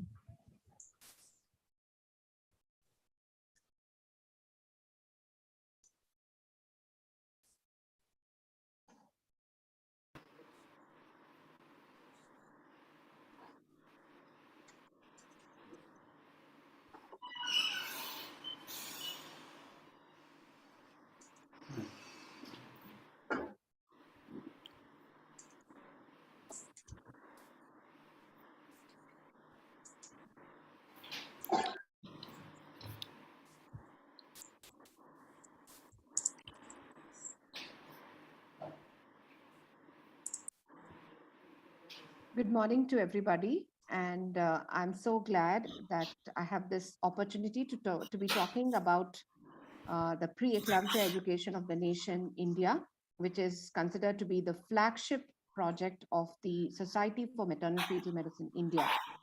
The whole VLSP program has been planned to build awareness in and around the PENAI program. And I'm so glad that we had this valuable capsule on antihypertensives and also the clinical discussion about management of hypertensive pregnancies in such a comprehensive way. So with this background, I move on to the core concept, which is the preeclampsia education of the nation, India. Now, what is this preeclampsia education of the nation, India, in short, PENAI? It's a certification course for practicing obstetricians and gynecologists in India. And this uses virtual-based information on hypertensive disorders in pregnancy. And most importantly, it's a collaborative project by the Society for Maternal Fetal Medicine India, as well as the International Society for the Study of Hypertension in Pregnancy. Now, most importantly, I would want to say that this is one of the only projects maybe in the world which uses modules for formal training on hypertensive disorders in pregnancy for practicing consultants, not just obstetrician and gynecologists, because we also want to target all physicians who are in touch with managing hypertensive pregnant women. Now, just to introduce about the project, the Indian co-chairs are Dr. Prakash Mehta, sir, who is the president of the Society for Maternal Fetal Medicine India, and of course myself, who is also the secretary for the Society for Maternal Fetal Medicine India. Dr. Sarosh Rana is the international co-chair, and she is also the international advisor for the Society for Maternal Fetal Medicine India. This has been a lot of hard work for the past maybe 2.5 years when the idea started on email, and today we are at a stage where we are actually educating, or we are certifying a lot of clinicians who themselves are empowering, with evidence-based information to treat pregnant women, to make a difference to their lives as well as the lives of their unborn. Now, why did we actually choose to make this course? Before I move forward, I want to tell you that we had the privilege of presenting the excerpts of what we have done till date at the recent International Society of Study of Hypertension in Pregnancy conference. I was supposed to be going there in person, but because of certain visa issues, I was not able to make it. But I'm really glad that Dr. Sarosh Rana, who has been the international co-chair, presented on our behalf, and it was really applauded by a global audience. Now, with this background, we want to tell you the excerpts of this particular presentation is from what we presented at the International Society of Study of Hypertension in Pregnancy. Now, preeclampsia is one of the 3 leading causes of maternal morbidity and mortality in India after hemorrhage and infection, something that we have to really consider at this stage. There is no clarity about guidelines, classification systems, management protocols for HTP, and with particular emphasis to preeclampsia. Atypical presentations are so common, making management so complex. Implementation issues in urban and rural settings differ. Challenges exist in extrapolating global research and guidelines into the indigenous population. It's not that we can't do it, we have to do it the right way. There is a felt need to source and compile clinical research protocols relevant to the Indian practice that needs to be addressed. Very, very important for us to Indianize what is really required to save our women from the complications of preeclampsia. The supports, this was the whole idea. It started off with India, but let me tell you, we've already started registering international delegates. We want to go beyond our country to reach out to the rest of the world, along with the International Society of Study of Hypertension Pregnancy, to make this a norm and not just a need. So we want everybody to be certifying through the course. Supports, we are really thankful to Roche India, who supported us by a financial grant for the pilot project. Of course, the SMF My Office staff, Shrikant, Dr. Meghna Srinath, as well as Raj Gopal, who really worked hard to get this project on board. And of course, Medinet, who have been our knowledge and hosting partners. And we are really grateful to Shield for helping us to propagate this course through the VLSP program, of which today is the 3rd in series. And how did it start? We started with an email. We started coordinating with faculty from across India through the PENAI project implementation meetings. They were just meetings that were held every week over. I mean, they were all virtual during the COVID times, and we literally brainstormed on what was relevant and how we could improve the quality of the course. The office was involved in collation of MOUs, documents, creation of the PENAI helpline, and there was also a lot of collaborative efforts. We united a lot of people to get on board so that this course moves very robustly. How did we design the modules? Basically, these are all learning modules which are on a virtual format. So we put in collaborative efforts with emphasis on translational research. So we wanted to look at guidelines which could be used for everyday practice.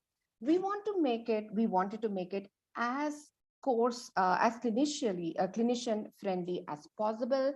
And we wanted to make it as comprehensive as it could get with all the evidence-based information. And believe me, every module has these concepts. in place, and we plan to update it very, on a regular basis. Maybe after a few months, this course will get updated again.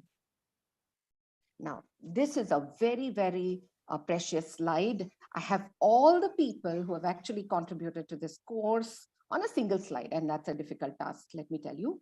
We have the world's best, and who have actually contributed to teaching. We have Dr. Sarosh Rana, who herself has contributed topics on the biomarkers as well as management of postpartum hypertension. We have Prakash Mehta sir, who's actually talked about all the clinical situations in a very valuable panel format, which probably emphasizes on how we have to manage hypertensive disorders in pregnancy. I myself have looked at the Indian basis of the biomarkers through the robust study. We have other renowned faculty like Dr. Laura Maggie, who's contributed on the PIRES and the PrEP model. We have Dr. Leona Poon, who has actually contributed on the ASPIRATE trial. We have Dr. Sanjay Gupte. We have Dr. Girija Wagh. We have Dr. Suchitra Pandit. We have the entire SMFMI group lined up who've actually contributed a lot, which has covered end-to-end on preeclampsia. So starting from the definitions to the etiopathogenesis, going to the management, and the most recent aspects, evidence-based information on the preeclampsia has been covered as a 6-module course. Now, with this background, let me talk to you about the implementational salient points.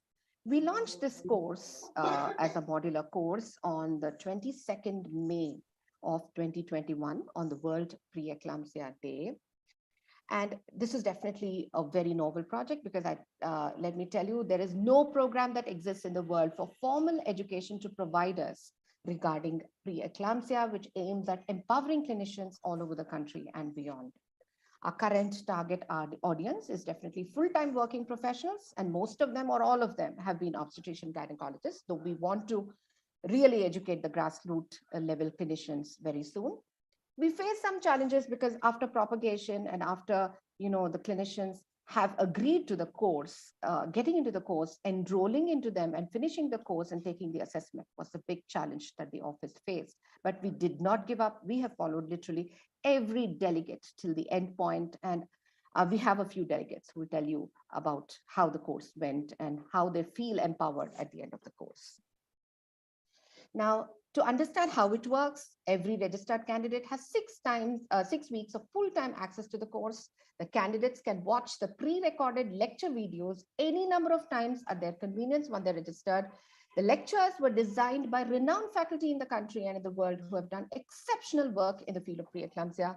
Some candidates, however, could not finish the course in the given period. Upon request communicated on email, we have given them extension of the complete course, which is something that I want to emphasize because ultimately we want many people to complete the course in the real way to feel empowered.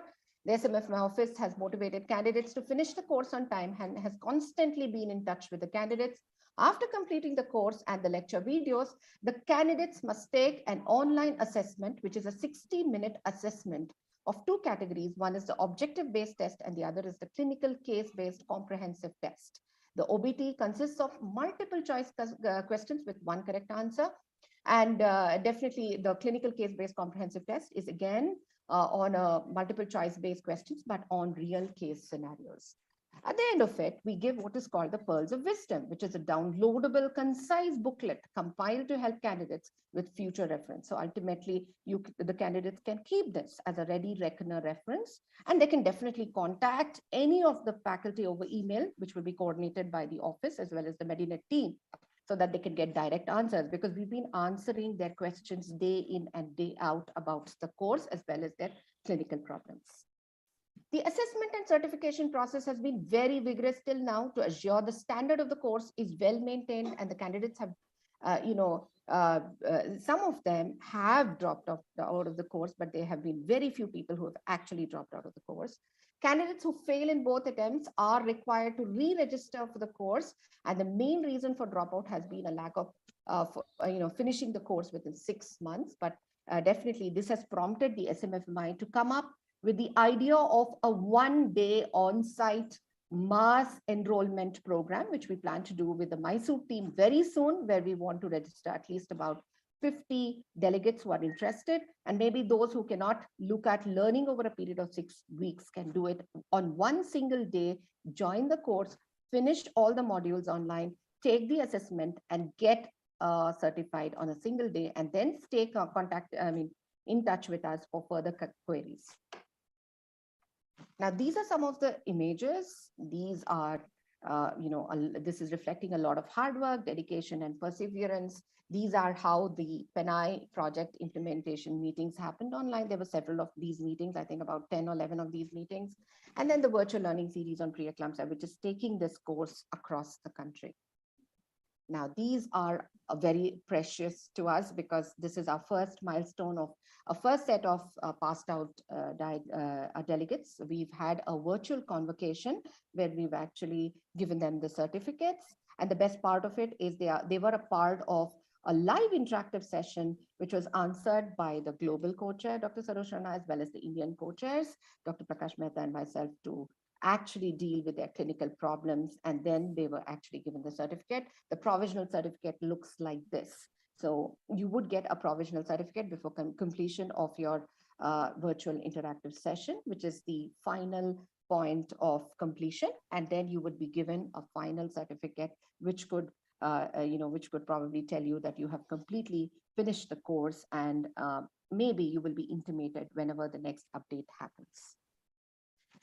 Now, moving ahead, the assessments was a challenging task because we expected the delegates to score at least 75% to call themselves certified. This was as per the recommendations of the International Society of Study of Hypertension in Pregnancy.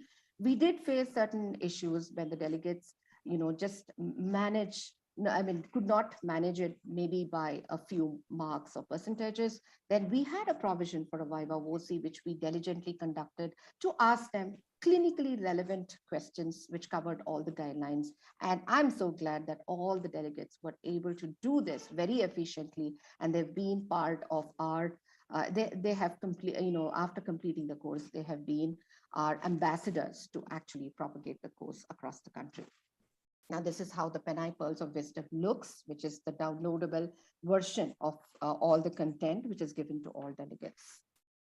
Now, this is how the feedback form looks. We have a big feedback, which has all the relevant information about what the delegate feels, not just about the course, about the different guidelines, the faculty, the hosting partner, because ultimately this is going to give us a foundation of how we are probably going to spread the message of preeclampsia awareness across the world. Now, statistics, we have 1 or 2 fully registered delegates. It's not an easy number, let me tell you, because motivating the delegate, making them understand about the course, making them pursue the course, and helping them reach the assessment mark has been the most difficult task. But I'm really happy that out of 250, which is the pilot target, we've already reached 102. And 14 people have completed the live interactive session. There are 25 more who are supposed to be doing it. And we're very happy that we have 9 people from Bangladesh who are already going to be registered, who have already registered to the course. And so Penai has actually crossed the geographical borders. Now, future of the course, we want to navigate beyond the pilot to reach out to all the practicing clinicians across the country and beyond through collaborations, which we are doing. We are very happy that every time there is a VLSPE series, we are collaborating with a new society, building up a chapter of the Society for Maternal Fetal Medicine India, which is taking this flagship project across the country. We want to reach out to SAARC countries, which we have already done. We want to reach out to the Africas and the South Americas, which has been our top priorities, which we want to do it during this year. We want to do periodic module updates, which we will do very shortly. We want to empower clinicians with the latest evidence-based information and research on preeclampsia, which we're doing it with every candidate. Extrapolation to the grassroots level clinicians, we want to try it out in Bangalore. We want to do it to the corporation level doctors. We want to reach out to global organizations for extended support, which is in the mind, and to support preeclampsia research in the future, which will enhance quality of care in the country. And These are our, you can find it when you type the Preeclampsia Education of the Nation India or the SMFMI, you will find these links and you can actually see all that we have done till date on the YouTube. And these are our correspondence details. You can also see the helpline here, the office number 95914657757. You can contact us anytime between 12 p.m. and 4 p.m. and we will be ready to help, though the helpline is working almost like 24 hours to get in touch with the delegates. And thank you so much. And Anu, before we actually move on to the iShip World Congress, or should I just finish off the presentation and then we can call Dr. Gayatri, who is ready to actually tell us about her experience? Shall I ask Sahiti Priya to finish off the iShip World Congress and then we can call the Penai delegates? Yes, So Dr. that it's a continuum. Yes. So we're really glad that this is the flagship project of the Society for Maternal Fetal Medicine India. And this has reached out to globally through the iShip World Congress 2022, which happened recently at Montpellier in France. And we are really glad, and I, on behalf of the Society for Maternal Fetal Medicine India, would want to tell you that the iShip 2023 World Congress is going to come to India, and it is going to be scheduled in Bengaluru. So this is a small snippet introductory video which was inaugurated at Montpellier in France. So I invite all of you to be part of this countdown, and then I will tell you one or two lines after this video. Please watch this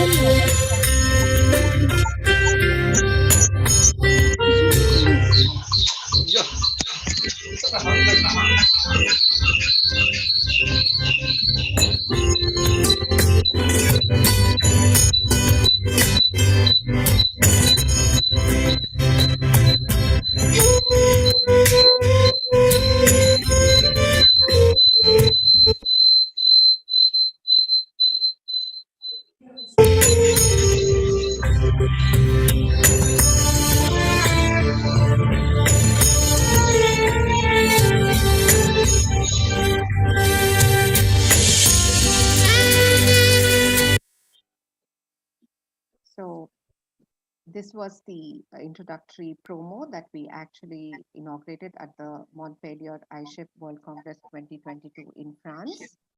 You can hear the national song Vande Mataram, which is playing in the background. It's a dream come true opportunity, as well as an academic feast for all of us. And you will see all the world's best faculty who will be talking 4 days of dedicated discussions, making talks on hypertensive disorders in pregnancy. And we welcome all of you to register. We will share the details very soon. You can do a pre-registration, which will probably tell us about your interest about registration to the course, and we will follow it up over emails to register you as soon as possible. So with this, I invite Dr. Gayatri, who has been one of our, what should I say, very active, as well as a delegate who actually passed out recently. And she would probably share her experience about the entire course. Dr. Gayatri, please take over. Hello, good morning. Am I audible? Yes. Yeah. So at the outset, I would like to thank Penai for giving me this opportunity to enroll myself in this educational endeavor. For me, preeclampsia has been very close to my heart for several reasons. Over the years, we have noticed that preeclampsia has always attacked us before we have anticipated events. And I think as obstetricians, it's very important to preempt the situation and catch preeclampsia before it catches us. I think most often we have noticed that we have miss the bus after delivery. As long as a woman is pregnant, we are very vigilant with blood pressures. And after delivery, there's a bit of a complacency which sets in, I think subconsciously, which is what we all need to understand to be alert and on the guard. And Penai has enlightened us as who are the cohort of patients we need to be alert. And that's something I think I learned from the Penai. And the other important message, I think, which Penai is doing a very good job is about the usage of ecosprin, the precise usage of ecosprin. In the present day, we see obstetricians giving ecosprin like folic acid. And I think we need to decide and individualize care and give ecosprin to the right people. And that is when I think the message goes on well, saying that ecosprin is here to prevent preeclampsia, at least to a good 60% of women, if given at the right time, in the right dose.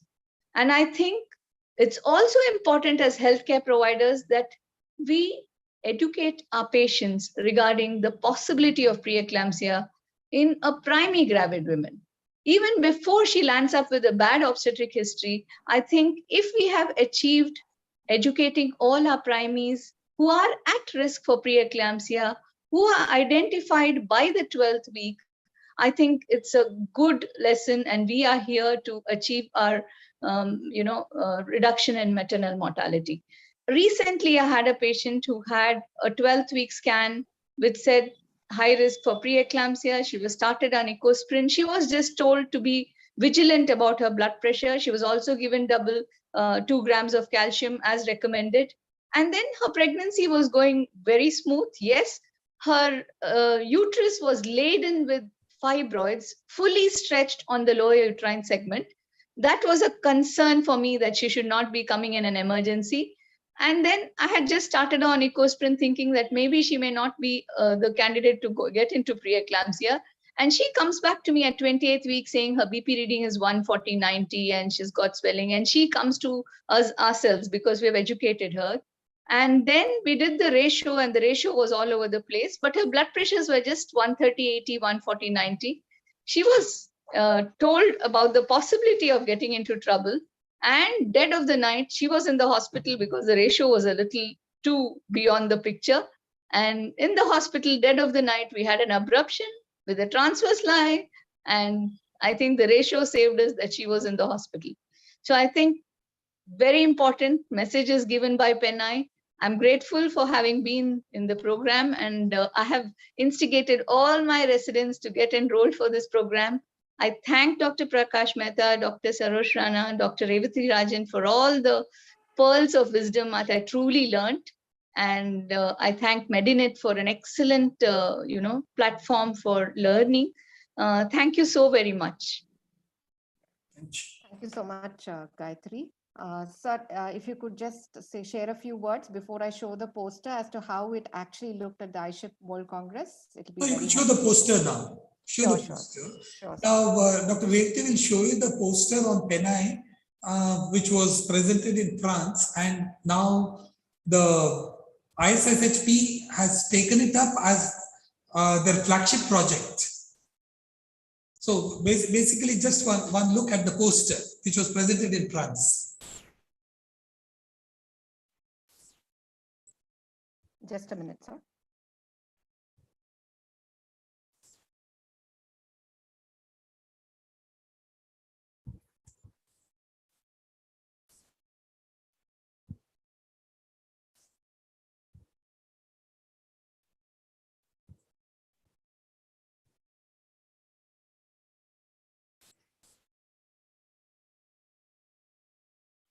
Yes, here we are.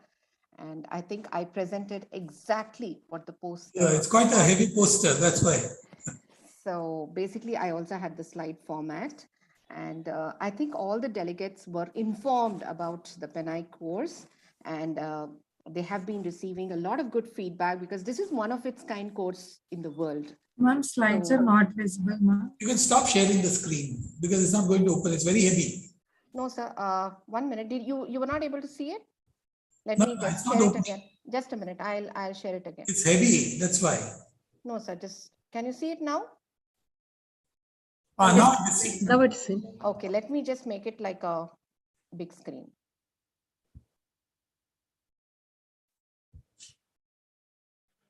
Where did it go? Okay, let me just put it in the same format so that you will see the in this format. Yeah, this is here. Yeah. Okay. So this basically, poster was appreciated so much in the ISSHP conference of 2022 in France that Dr. Annie has, who's the current president of ISSHP, has taken this as a, like a personal project and would like to take it. There's a proposition from Dr. Sarosh, sir, that they are really. Yeah, Dr. Sarosh is always one of us. So we welcome all of you to join this and register to the course. And I think it's a journey that all of us want to be empowered to join hands and save lives. Thank you so much. Thank you. Yes or no? Hello, Amita. One second. Hi. So over to the next program now. This is Dr. Sunita's stage now. This is about new chapter formations, new relationships, new people being added to the family of SFMI. Over to you, Dr. Sunita, for announcement and inauguration of the new chapter from Hubli Dharwad. Yeah, thank you, Dr. Anu. I welcome you all to the inauguration of the chapter of SMFMI, the Hubli Dharwad chapter of SMFMI. We are very happy to proudly announce the third chapter being open today. We already have the Mysore and the Salem chapter with us, and this is the third chapter which is going to get inaugurated and to be declared open today. So as we come to this program, this is actually a very special program to all of us. Since SMFMI is always about collaborating and to have new members enrolled to our society to ensure that whatever is the vision and the objectives of the society gets spread across the entire world. This is our aim, and we proudly pronounce this chapter open today. First of all, we will have the invocation by Master Aprameya, son of Dr. Revati, to add the new light and to invoke the blessings of Goddess Saraswati. We will have the invocation now.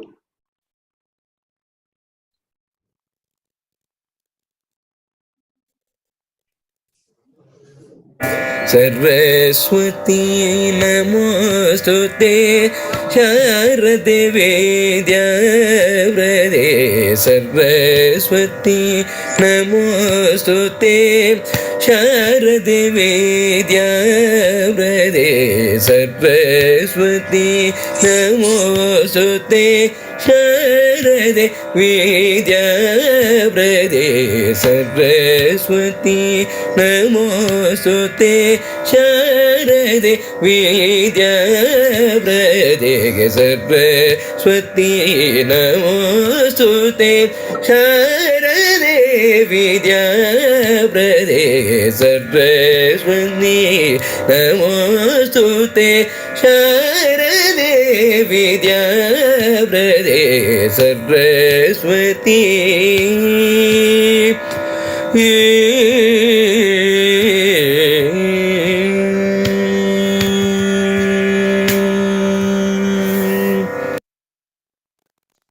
Thank you, Aprameya. Thank you, Aprameya, for your sweet voice to invoke the blessings. Now, to invite the dignitaries, I first call upon Dr. Prakash Mehta, sir, to welcome all the delegates and also the chief guests for our today's inauguration program. Dr. Prakash Mehta, sir. Yeah, good afternoon again, everybody. I think this is indeed a proud moment for us because we are spreading to the north of Karnataka now. And, I have a young team of people in the committee, and I've given them all an order that every 6 weeks when we have this program, we need one chapter to come in. And my team is keeping that up. We started with Mysore, then with Salem, and now we have come to Hubli Dharwad, and Dr. Kasturi Doniman has been kind enough to make sure that this program spreads across to that part of the state. Our next possible chapters, which we have in the pipeline, would be Aligarh, and later would be followed by Lucknow.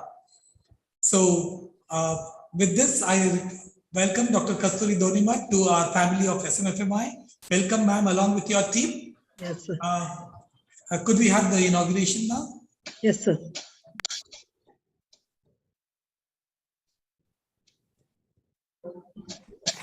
Congratulations, the Hubli Dharwad chapter of SMFMI.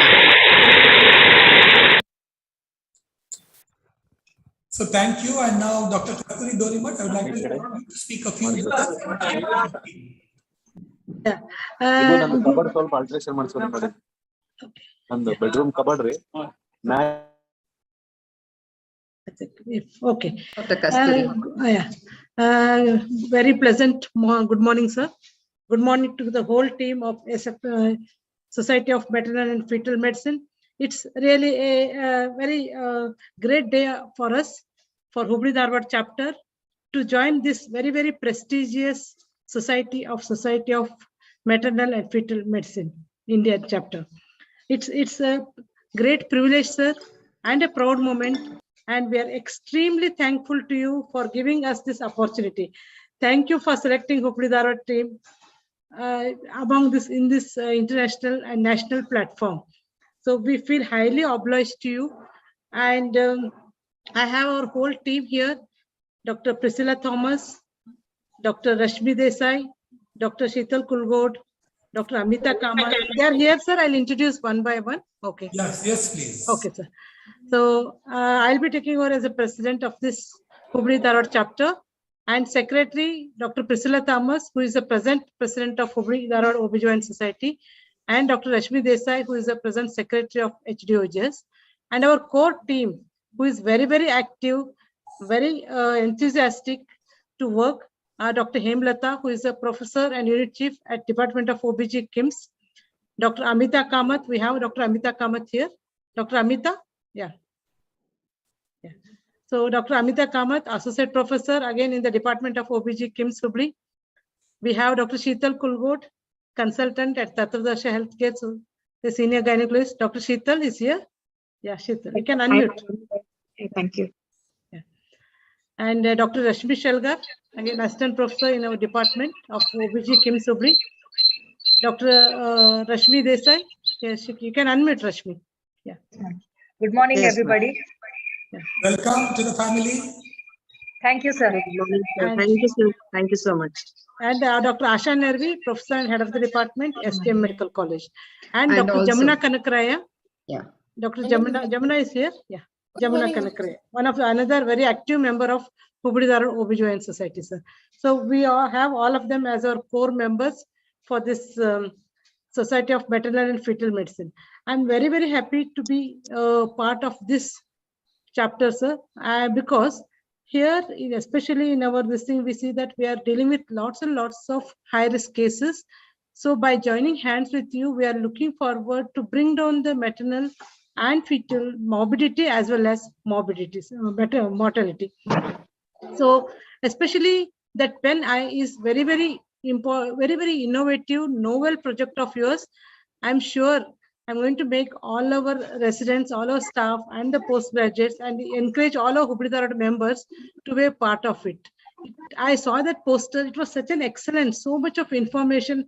I'm sure I'm not surprised why they were so much inspired and taking that message all over the world. And especially in this part of Karnataka, especially in our college, we see that we have lots and lots of preeclampsia cases. When I go to as an MCA inspector to Kerala and all, their eclampsia ward is empty. But in our hospital, our eclampsia ward, on a given day, 3 to 4 cases of eclampsia patients are there. And so many cases, all the complications, all CVT, cerebral bleeds, press, so many at a given time. Every alternate patient is preeclampsia, either anemia or preeclampsia, and thrombocytopenia. Every day, it's very common problem for us. Anemia, thrombocytopenia, preeclampsia, peripartum. These are very common words for us every day because day in and day out we are dealing with these patients. And all variety of patients, those who come late, those who come very this thing and suddenly end up in problems, catastrophes and all. I think by being a part of this PEN-I program, learning from this, I think it is going to be a great learning. And from that, when we put and implement at ground level in our day-to-day practice, in day-to-day management of patients, I think it's really going to bring down the mortality and morbidity of a patient in this area of Karnataka. Especially what I see is we get from the Koppal belt, lots of preeclampsia. We are trying to analyze why. Is there any problem in the nutrition or the lifestyle, or what is the problem? We keep auditing, self-auditing ourselves. Why is it we are getting like this? So with this, by learning from your this PEN-I project, Novel project, I think definitely we'll learn a lot and implement it, and we'll give you the result after implementation also, how much we are able to reduce. So very, very happy to be a part of this. Looking forward for a very enthusiastic and active participation in this. I'm sure Hubli Dharwad team is going to be a very active society chapter for this SFM, Society of Maternal and Fetal Medicine, and lots of learning for us. And thank you once again, sir, for including us.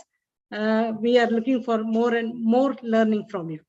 Thank you. Thank you very much. Thank you very much, Dr. Kasturi. Special request, please make sure that people in your department present paper during the ISSHP conference. We are doing a lot of work, but we are not projecting it. Yes, sir. You know, now, so what happens is the guidelines are given by people who have seen 10 eclampsias or 12 eclampsias in their entire lifetime. Yes, sir. So unless we come out with research, we are not going to reach that level at all. So please encourage them, and this will be a good chance for them. We are keeping a special breakfast session, so that there can be a 1:1 interaction with any of the international faculty, and they can have a joint project which could be taken further along. Yes, sir. I totally agree, sir. What guidelines we have all are international, but their socio-cultural scenario is different. Our socio-cultural is different. So we may have a separate new guidelines for our own people from India, which the whole world can look up to, sir. With your leadership, I think we can go ahead with it. But once we set, that's why we started with PEN-I, so that one day we want to come out with the guidelines for our country, our people, so that it suits everybody. Yes, sir. So Yes, sir, it's and going also to make Dr. a huge Jyoti- difference in the society, sir. It's going to True. make a huge difference. Yeah, we all second Dr. Jyotika Desai madam's thought process that Dr. Kasturi Donimat should be involved in research in finding out why the prevalence of preeclampsia is so high in our community, in our state. So it was very nice, Dr. Kasturi and team, to join us today, and we welcome you all to the SMFMI Society, to the family. We know that we will be expanding soon, and all will be given responsibilities for the new ISSHP conference, which we will be having in 2023. So this will be an added responsibility to all the chapter people who will be joining the society.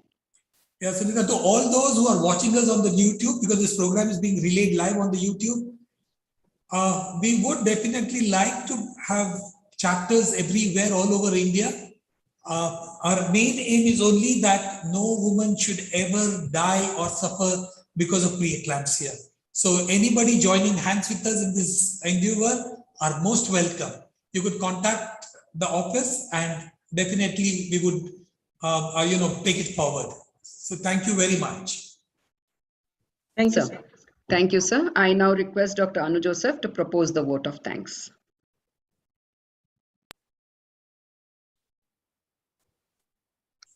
Dr. Anu, you are muted. Dr. Anu, you have muted. Thank you. Yeah. Thank you, Dr. Sunita. At the outset, as always, and as ever, I would like to thank our president, our mentor, our teacher, Dr. Prakash Mehta, sir, for always giving us the opportunity, and more than the opportunity, I wouldn't call it the pressure, but the motivation to do more every day, to come out of what is convenient to us, to probably what better we can do about in our profession. So you have been a guiding light, and this we tell at every meeting that we have, and I feel that's not enough, and it should probably go on and go forth every time that we meet. And for having got all of us and still keeping on getting more and more people into this and going forward.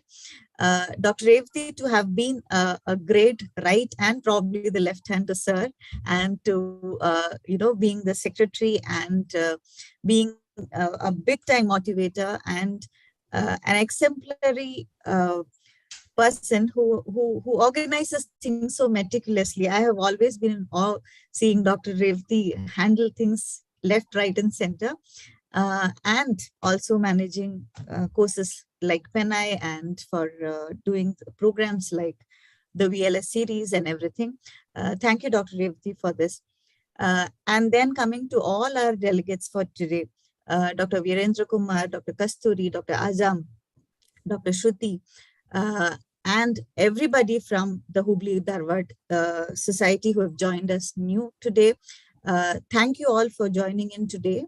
All the delegates who have attended the program today, Dr. Srimati for the exclusive and very lucid presentation on antihypertensives, Dr. Gayatri who was in between her travel, who joined us for giving a talk about how her experience with Penai has been.